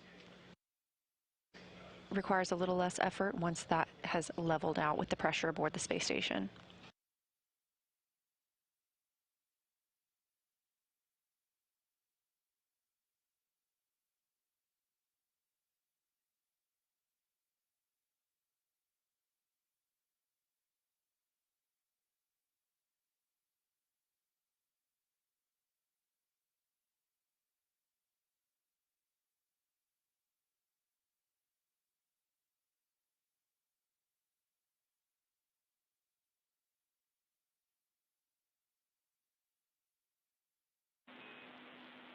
Dragon Houston on the Big Loop. Com check. Hardline audio reconfig is complete. We've got you loud and clear on hardline. We have you same. Sounds good.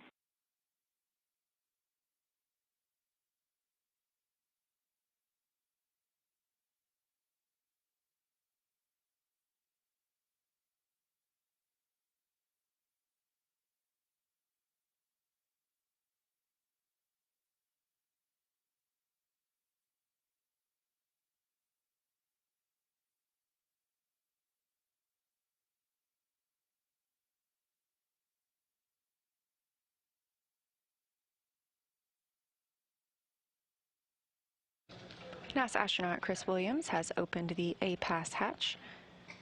That exposes the vestibule that he was previously pressurizing, and through that vestibule, is the SpaceX Dragon spacecraft with the awaiting 4 Crew-12 crew members. Is with you on the big loop.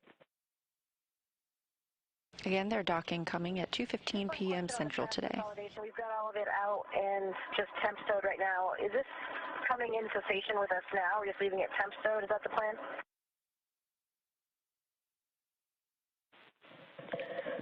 Negative. I believe we will have something scheduled on the crew timeline for a waste transfer later, not immediately at hatch open. Okay, so that trash that we have in large outer bags should just kind of be temp stowed on Velcro hanging out in the capsule for now? Affirm for now. We're not gonna transfer any waste yet.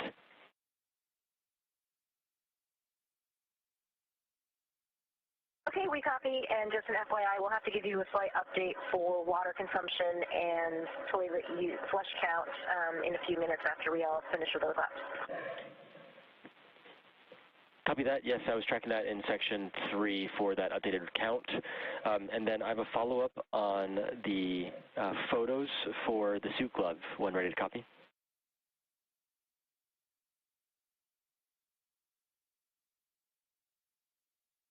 Ready to copy. All right. If it is possible and they are accessible, it is allowed to airdrop the photos from the tablet to the SpaceX iPhones, which are in Dragon. We do have an app there where we can downlink media. However, if that is hard to get to right now, I'm going to say let's not do that at the moment, and we can look at another opportunity to downlink the photos later on after we have you guys in ISS, and we can get that scheduled.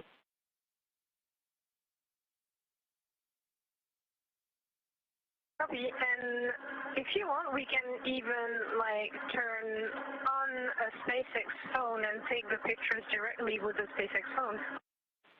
Yeah, affirm. If that's easy to do right now, let's go ahead and take those photos with the phone, and then we'll look for a future opportunity to get those downlinked to us. Sure, that's easy to do. We'll do it right now. All right, thank you. Houston, station on space to ground 1. APAS hatch is open and no condensation observed. Copy, Chris. We understand the APAS hatch is open and understand you're not seeing any condensation. Just for awareness for future calls, we're going to put you to the big loop, if that's okay. Copy that. Yep, switching to 2. You got it.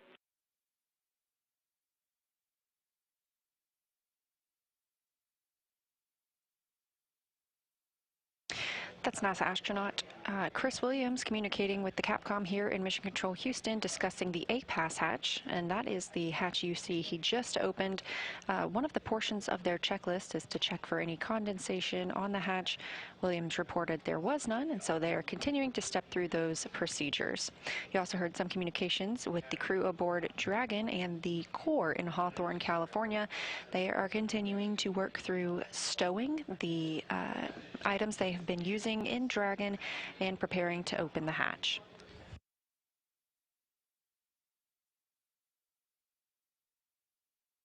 Williams has just removed the docking target that's on the APAS hatch. This is what is used aboard a Dragon spacecraft when preparing to dock to the International Space Station.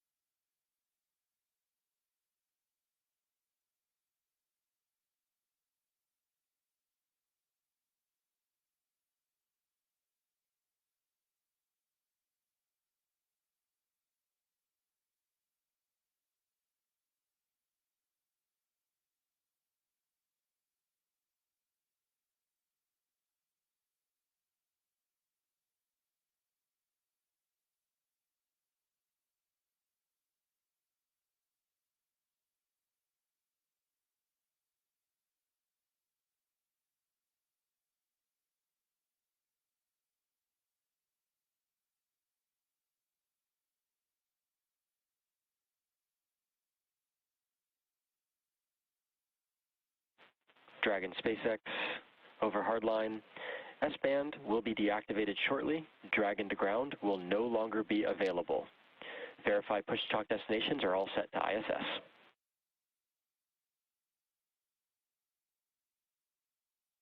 Dragon copies.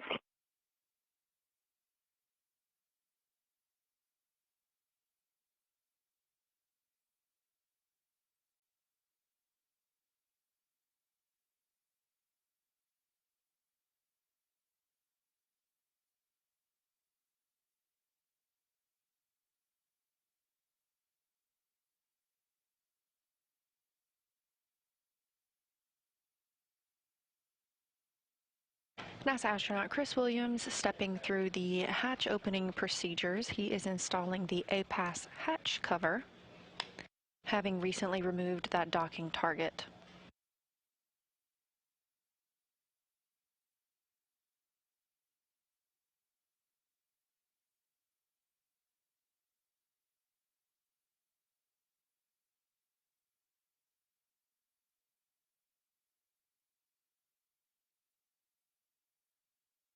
Once this cover installation is complete, we will see Williams route some ducting through the hatch.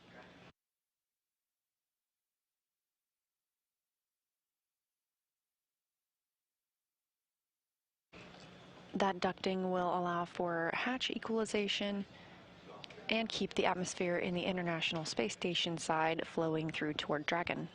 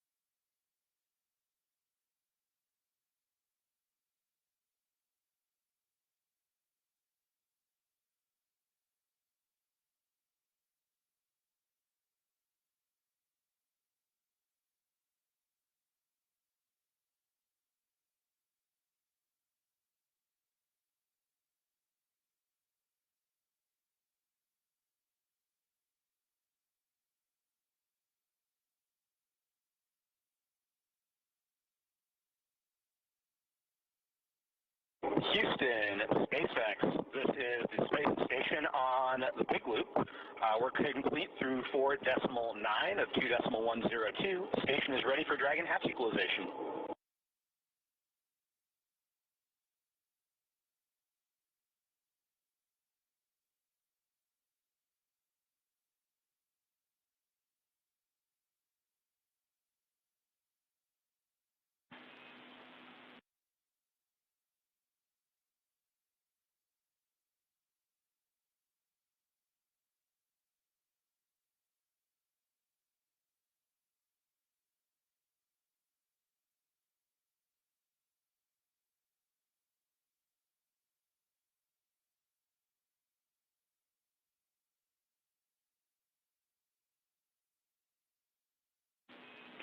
Chris, Houston on the Big Loop. Dragon is still working on hatch equalization procedures. Expect another maybe 10 minutes until we're ready for equalization. Station copies all. We're standing by.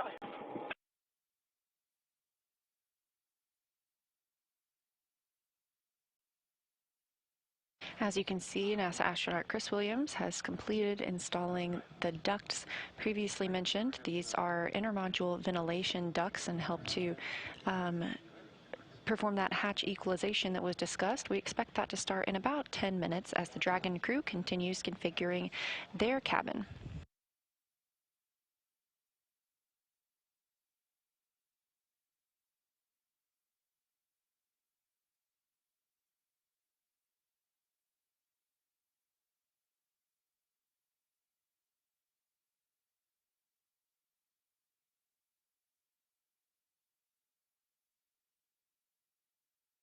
An hour and a half now since Crew-12 docked to the International Space Station at 2:15 p.m. Central Time. We are timelined to see hatch opening in around 4 p.m. Central.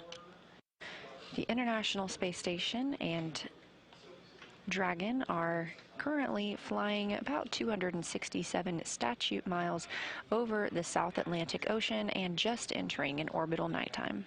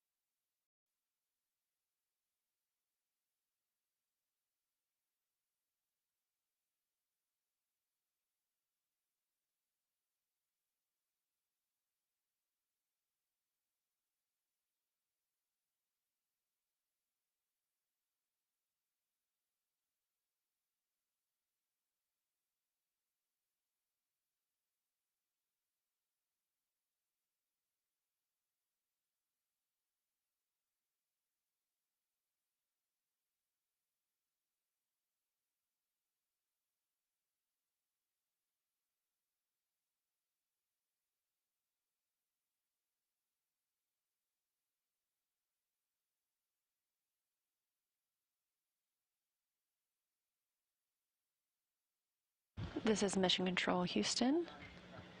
A view on your screen now of Sergei Mikhaev aboard the International Space Station, one of the two Sergeys living on the space station, joined by NASA astronaut Chris Williams. Williams has been working to configure hatch operations as we prepare to welcome Crew-12 aboard the orbiting laboratory. The crew aboard Dragon is still working through their checklist to ensure they're ready to enter the International Space Station, which will be their home for the next several months.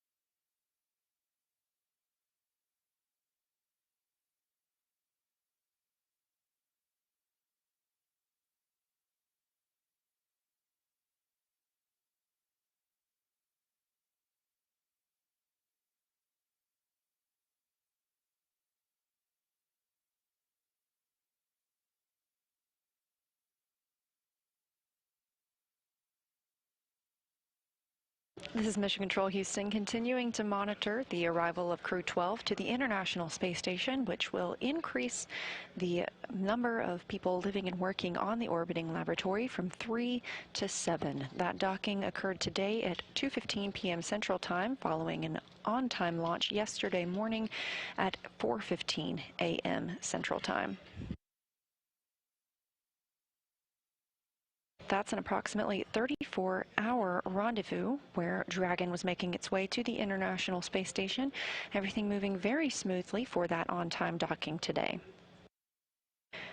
The crew aboard Dragon is continuing to step through their procedures as the International Space Station side is ready to begin opening the hatches once that's complete. We'll also hear a few words from the crew members during a welcoming ceremony shortly after they've arrived on board, so we hope you will stay tuned. We are currently in a satellite handover here in Mission Control Houston. We use the Tracking and Data Relay satellite system to communicate with the International Space Station. We continuously monitor when these handovers will take place, and we look forward to regaining communications with the space station shortly.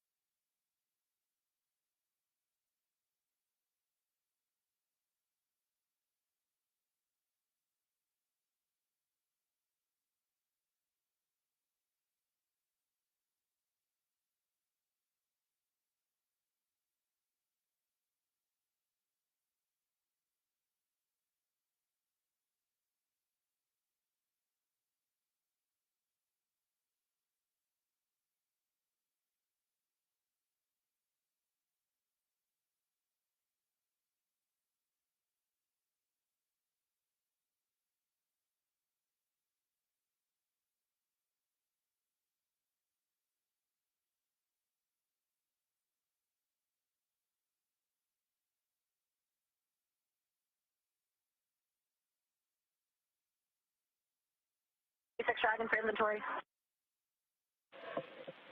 SpaceX is ready to copy updated inventory.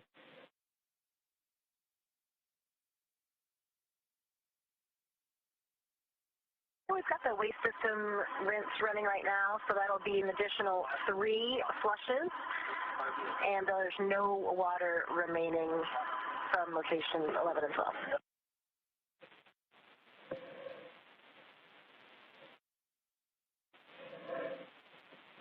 All right, SpaceX copies.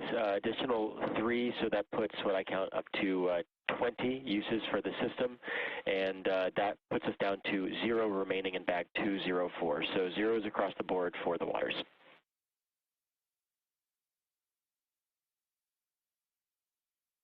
Affirm.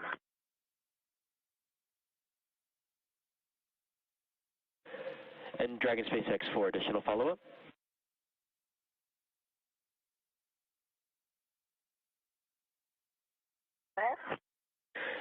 Looking to get in sync with where you are in 4.400. Are we complete through section 2 with section 3 now in progress for the waste system flush, or are we complete up until the waste system flush, which is in progress now?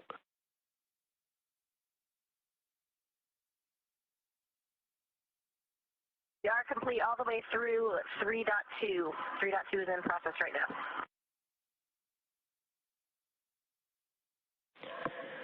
All right, SpaceX copies. For awareness, when you do step into section 4, so when you've completed all remaining actions in section 3, we have already gotten the call in 4.1. So we'll just be looking for your readiness for hatch equalization when you get into section 4. How copy?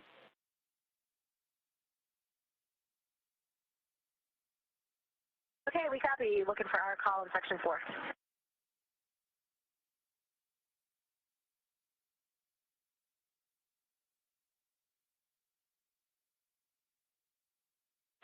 All right, SpaceX copies. Thank you. Yeah, that's the contact SpaceX instruction in 4.1.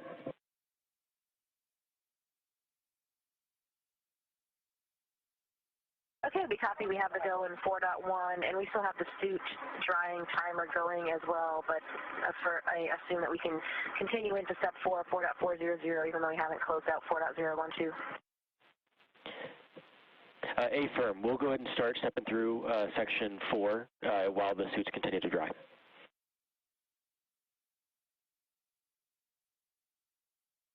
I can copy.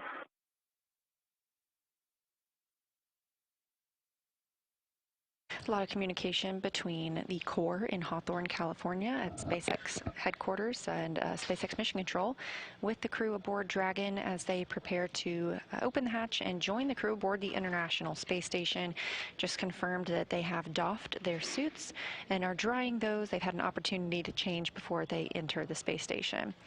In this view, you see Sergei Mikhaev and Sergei Kutsverchkov, both of Roscosmos, and at the bottom of the screen, NASA's Chris Williams, who has been prime for bringing the Crew-12 crew into the International Space Station today. These 3 have been living and working aboard the space station since their launch on Soyuz MS-28 last year, and they have been the only 3 on the station since Crew-11's departure last month.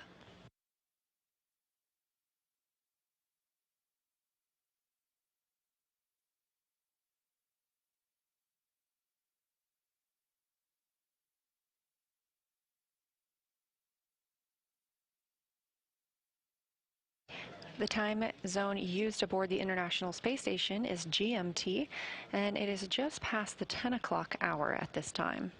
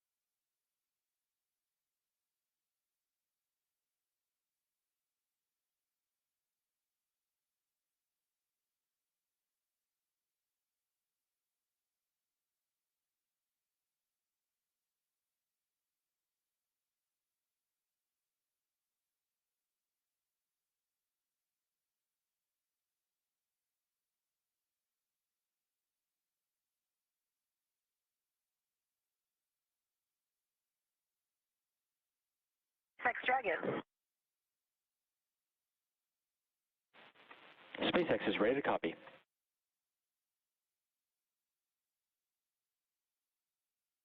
With you in 4.1. All right, SpaceX copies. The ISS crew has reported that they're ready for Dragon hatch equalization. Can you confirm that Dragon is ready for hatch equalization?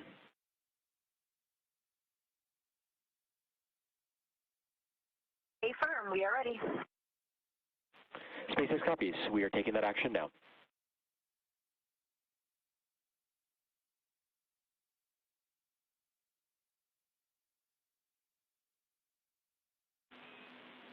Station and Dragon, stand by for equalization. It is expected to take 4 minutes.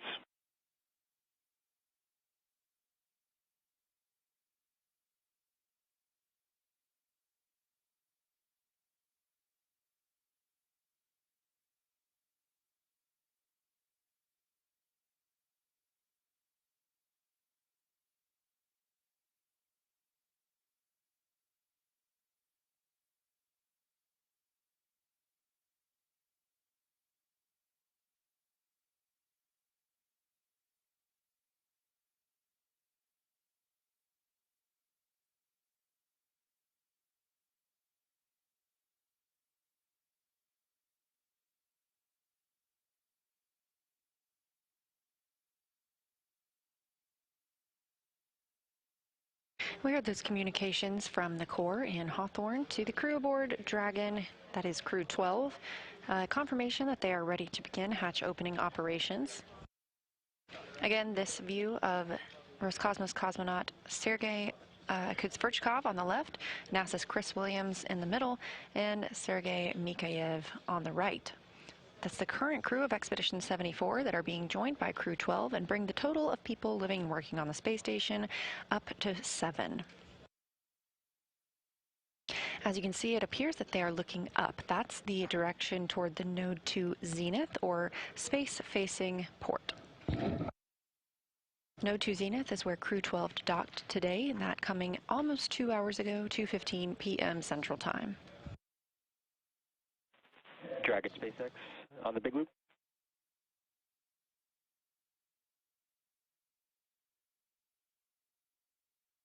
Go ahead. I'm looking for your go that I can remove the current video director override phase that's had been set to exterior only, if I can bring it back in on board.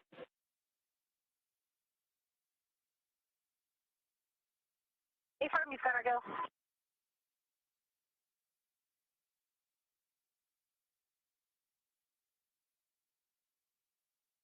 As you can see, these three are pretty clearly excited to document their new crew members joining them.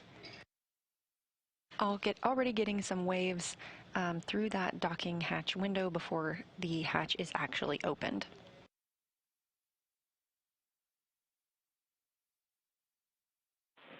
Dragon SpaceX, we are back on board with cameras.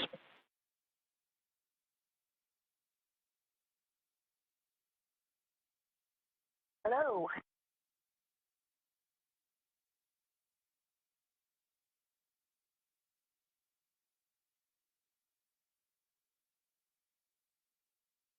Currently, the teams are allowing some time for the pressure in the Dragon cabin to equal out with the pressure that's currently in the vestibule. Once those are equaled out, we will see them open that hatch and join Expedition 74.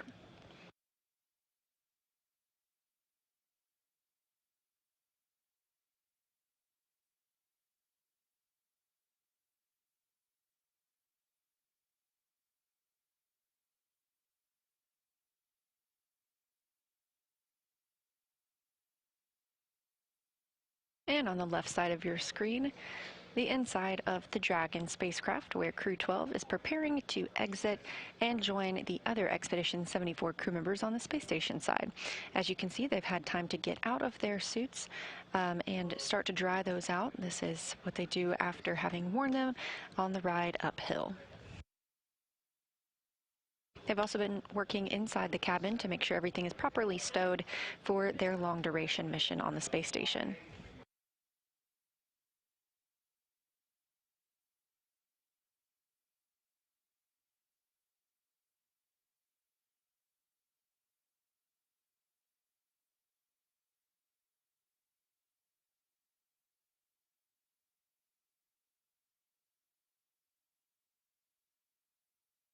the view from inside Dragon, now showing you the view from the pilot and commander seats. Of course, they are no longer in those spacesuits, but you can see Sophie Adano and Andrei Fedyaev down towards the lower portion of Dragon. And another view of those screens. Those are the screens that the crew uses to monitor during the flight to the space station.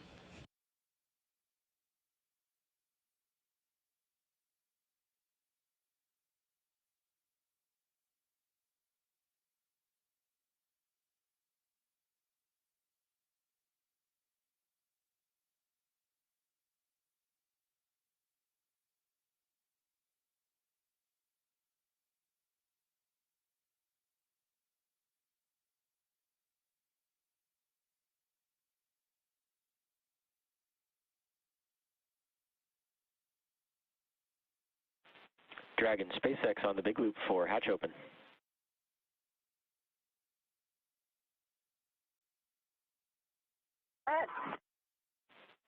You are go for hatch opening per the decal, followed by the remaining actions in procedure 4.400. After 4.400 is complete, transition to NASA procedure 2.102.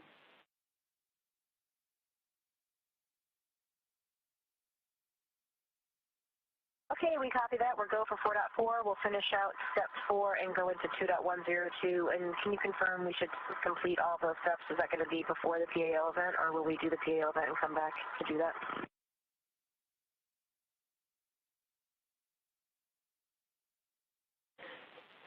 SpaceX copies, good question. We're going to complete the 2.102 steps prior to the PAO.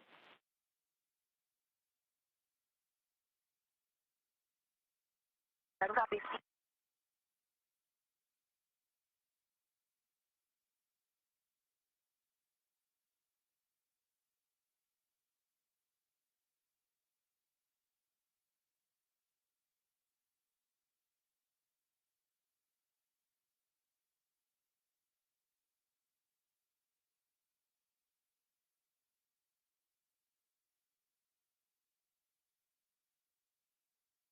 And on the left side of your screen, you see the crew members beginning to open the Dragon hatch. And on the right side of your screen, you see 3 excited crew members ready to welcome them. The Dragon hatch is open at 4:14 p.m. Central Time.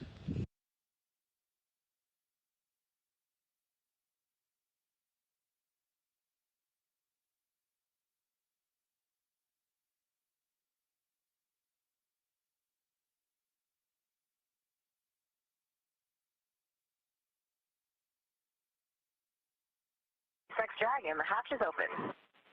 SpaceX copies, we see hatch open. Welcome to ISS. As you heard the crew discussing with the Corps in California, they are checking. We're so excited to be here.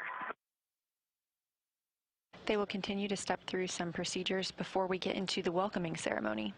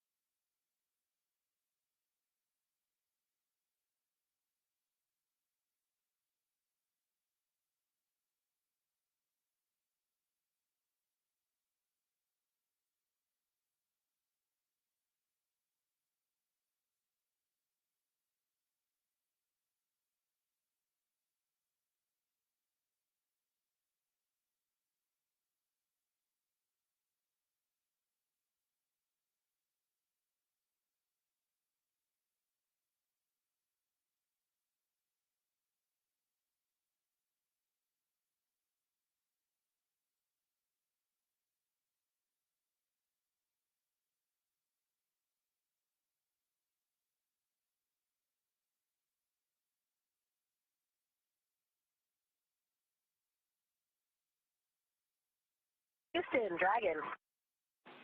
Dragon, Houston's with you on 2. Go ahead.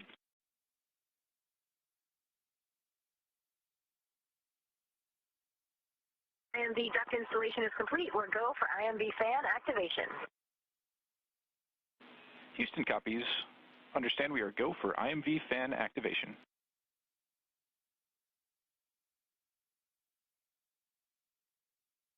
As you heard Jessica Meir report that the duct installation is complete, we previously saw Chris Williams routing this to Dragon. This allows for IMV, or intermodule ventilation.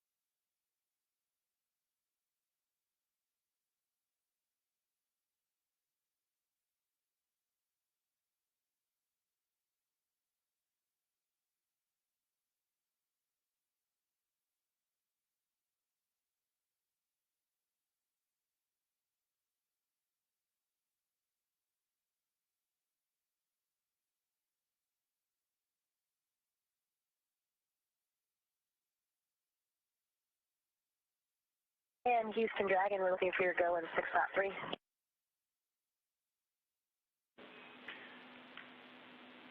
Hey, Jessica. Houston's with you on 2. You have our go in step 6.3 for location 23.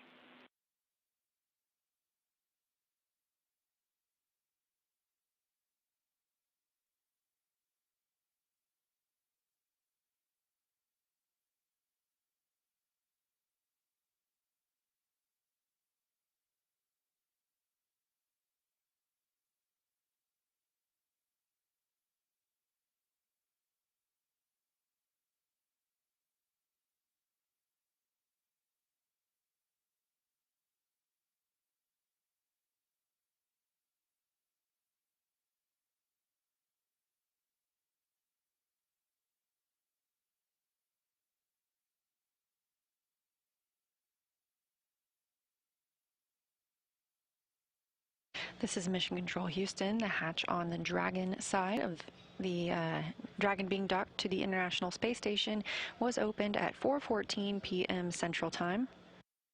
Coming almost 2 hours after docking at 2:15 p.m. Central Time, the crew continues to step through procedures inside Dragon before floating through the hatch and into the International Space Station.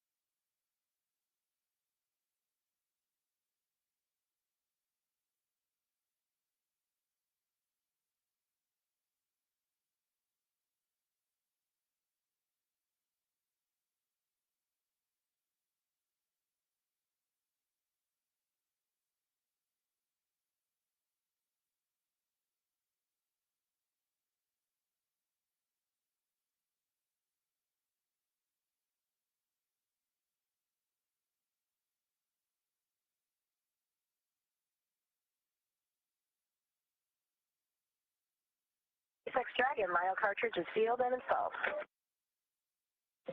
All right, SpaceX copies for Lyo cartridge sealed. Good news.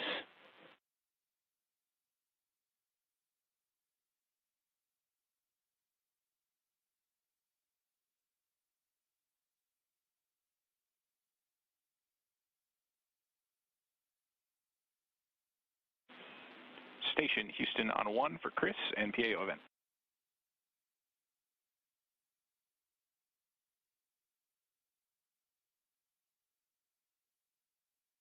With you on 1. Hey Chris, let us know, but we were just talking, and if you need if you guys need a few extra minutes prior to starting the PAO event from the nominally scheduled time, just let us know.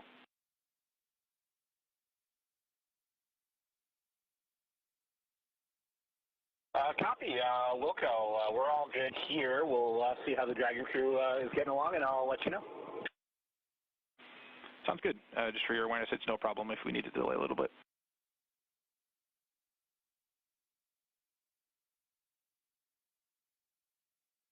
Yeah, thanks for that.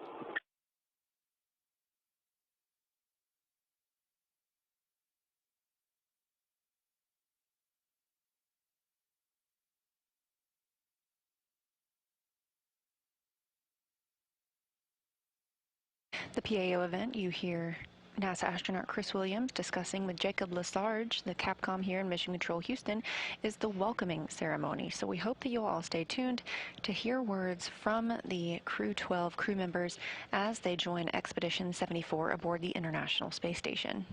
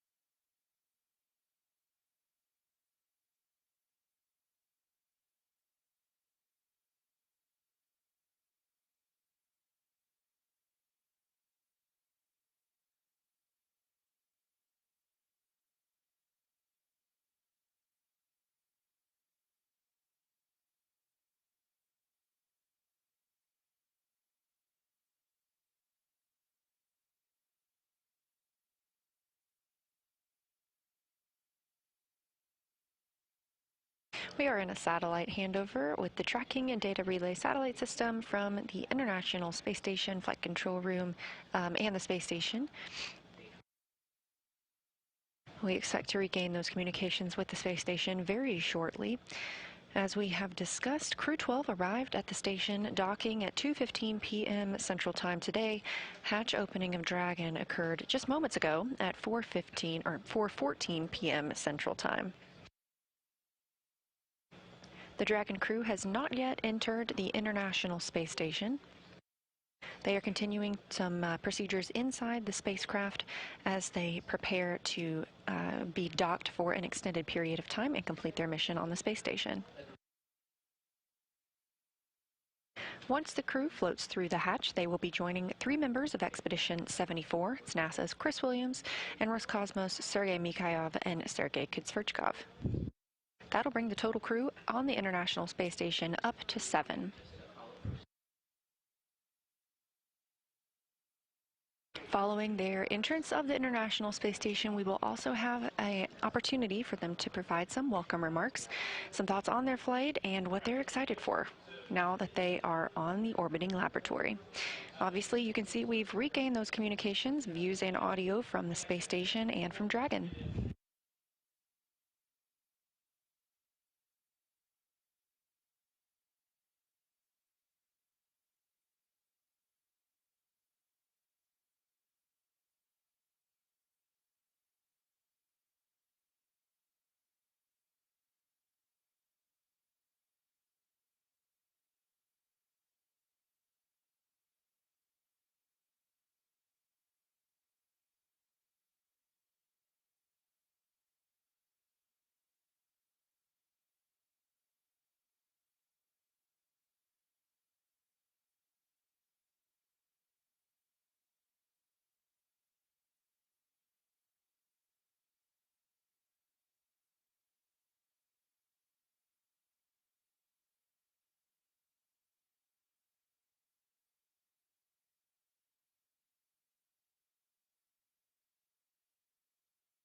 On the left side of your screen, you can see the Dragon crew continuing to work through their procedures before they enter the space station. They are not in their suits.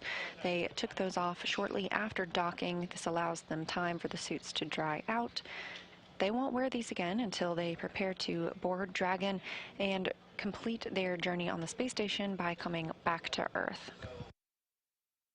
Again, this is a long-duration mission, approximately 8 months long, that they'll be living and working on the orbiting laboratory.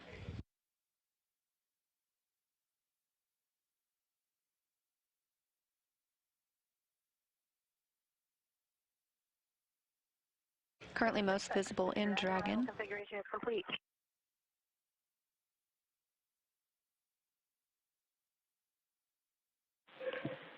SpaceX copies. That's complete through Part C of docking procedure.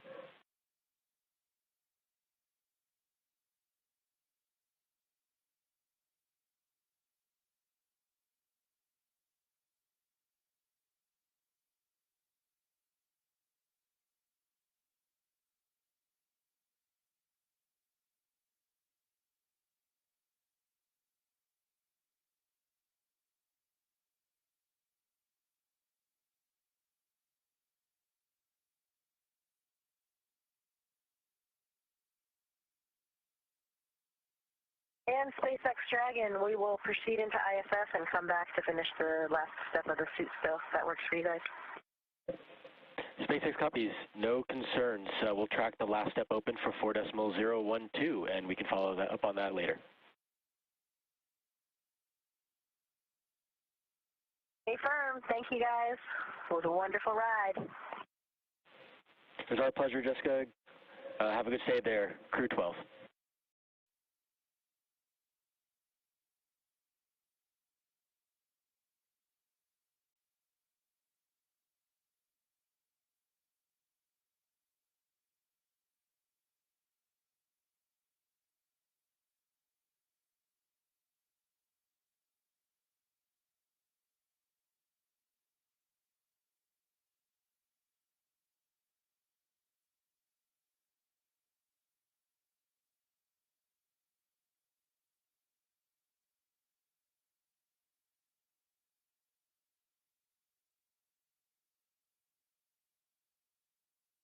We are standing by for Crew-12 to enter the International Space Station.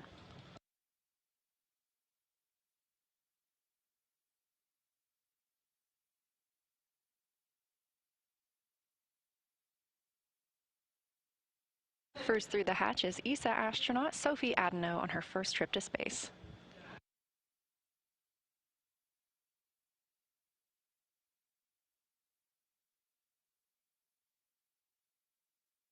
Adno is followed by another first-time flyer, NASA astronaut Jack Hathaway.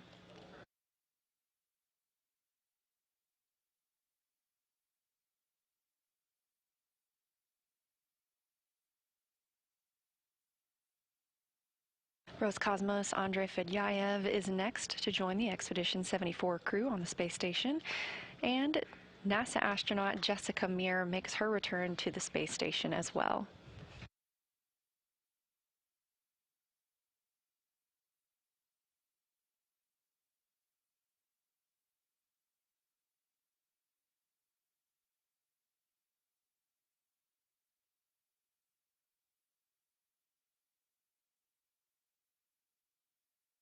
We have lots of hugs in microgravity as the International Space Station is back up to 7 crew members.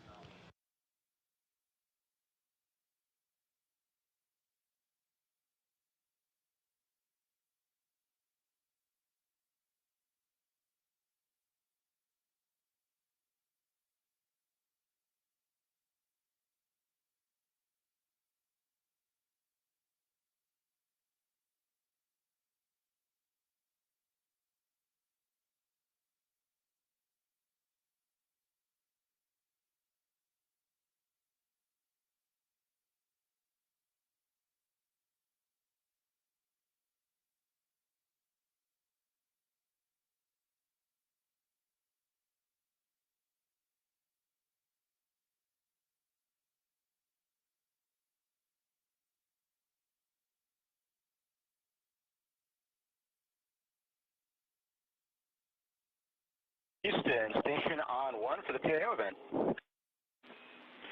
Station, Houston is with you on 1. Go ahead. Yeah, we are ready to get configured for that and just knock that out if it's good for you guys. Just give us 2 seconds to get the mic up and we'll do a quick voice check. Houston copies. We'll plan for an on-time start. I'll make a call in about 60 seconds if you're good with that.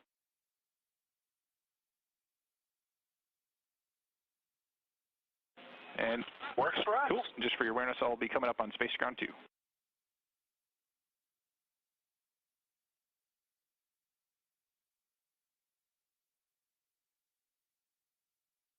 There's Crew-12. Now all 4 members of Expedition 74 aboard the International Space Station.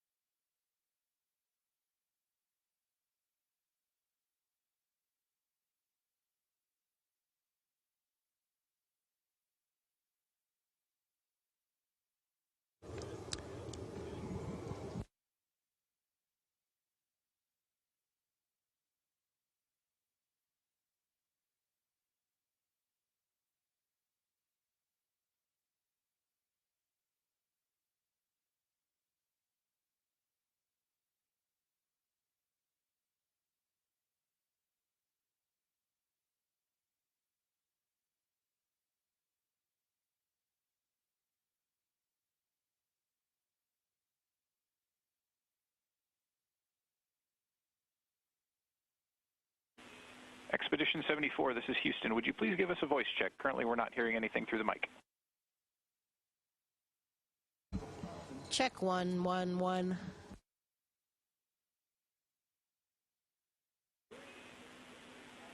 Okay, Houston copies. That's a good voice check. Standby 1.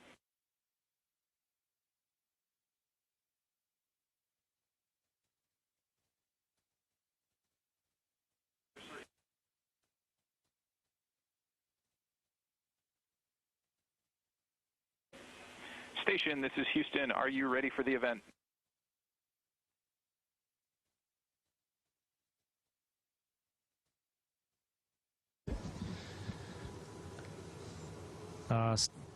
Houston Station on 1, and we're ready to say welcome to Crew-12 today, and we are happy they all arrived safe and sound, and we've been waiting for this moment for a very long time. So we're really happy and proud to work as a team here. So let me pass the mic to Jessica. Thank you so much. It is so wonderful to be back up here for me and Andre, but really we're so excited for Jack and for Sophie for their first trip here to the International Space Station. I think if you look around the crew up here, and it's really a testament to everything that we do. We have so many countries represented, so many backgrounds, so many disciplines, and we are so excited to be here and to get to work with Expedition 74. Sending big hugs and love to Svea and all my family and friends. We did it. We're here. We love you. Over to Jack. Thanks, Jessica. I don't even know how to describe what it's like to be up here. You just float in, and it's just such a cool experience. It's been a great trip with my great Crew-12 friends. I'm so excited to join Expedition 74, see my classmate again. Yeah, I'm really excited. I'm going to pass over to Sophie. Thank you, Jack. Yeah, well, I would say that was quite a ride, but very fun. It was also great to have the help of Jessica and Andre, two experienced. They are very generous in sharing all of the advice for us, so very grateful for them. The first time we looked at the Earth was, wow, mind-blowing. The Earth is so beautiful from up there. And literally, we see no lines, no borders. And it was, yeah, a very big moment for us, Jack and me, to see that for the first time. So we're happy to share it with you in the future events. Over to Andre. Я скажу по-русски. Всем большой-большой привет. Очень рад, на самом деле, быть здесь опять, чувствовать этот ни с чем запах, запах МКС, который ни с чем невозможно перепутать. Большое спасибо команде SpaceX. Большое спасибо всем тем, кто провожал наш экипаж в Хьюстоне, потом в центре Кеннеди. Отдельное спасибо всем тем, кто занимался моей семьей и именно провожал меня. Family support, Kelly, thank you so much. I know this very hard job for you, but you do it very well and excellent. So thank you so much for my mom, for my wife, for my kids. Сергей Прокопьев, тебе тоже большое, огромное спасибо отдельное за мою маму, да, за то, что ты с ней очень много времени провел. Большое спасибо, искренне тебе. И также ребята, кто меня провожал, тоже вам большой привет. Саша, Татьяна, увидимся через какое-то время. Ну, а команда, та большая команда, которая занимается, работает с Международной космической станцией. Все те люди, которые обеспечивают ее работу, помогают нам выполнять здесь различные задачи. Вам большой привет. Ну, будем работать. У нас впереди целых 2 экспедиции получается. Who is next? You have some words? Thank you to all the teams all around the world. We are so excited to be here. And let's get rolling with Expedition 74. Thank you to all participants in Expedition 74. We are now resuming operational audio communications. Enjoy it. Not too fast. Don't rush. I wanted to see if I still had it. Yeah, I'm that's back good. for my first go back. Yeah. You know, I had.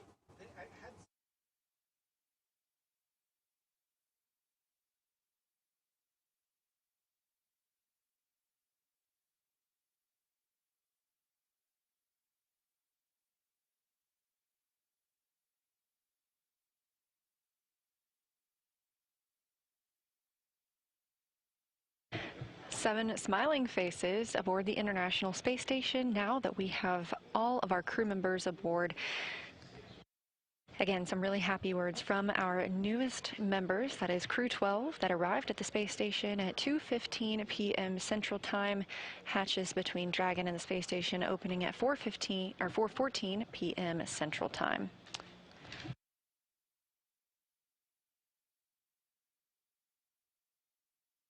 Thank you for joining us today for Crew-12's arrival to the space station. After launching at 5:15 a.m. Eastern yesterday morning, Friday the 13th, the space station got a sweet Valentine today with their docking at 2:15 p.m. Central. This crew will work on integrating into daily life aboard the orbiting lab, which has additional operations coming up. Those include the departure of SpaceX's 33rd commercial resupply mission, followed by departure of JAXA's HTV-X as well.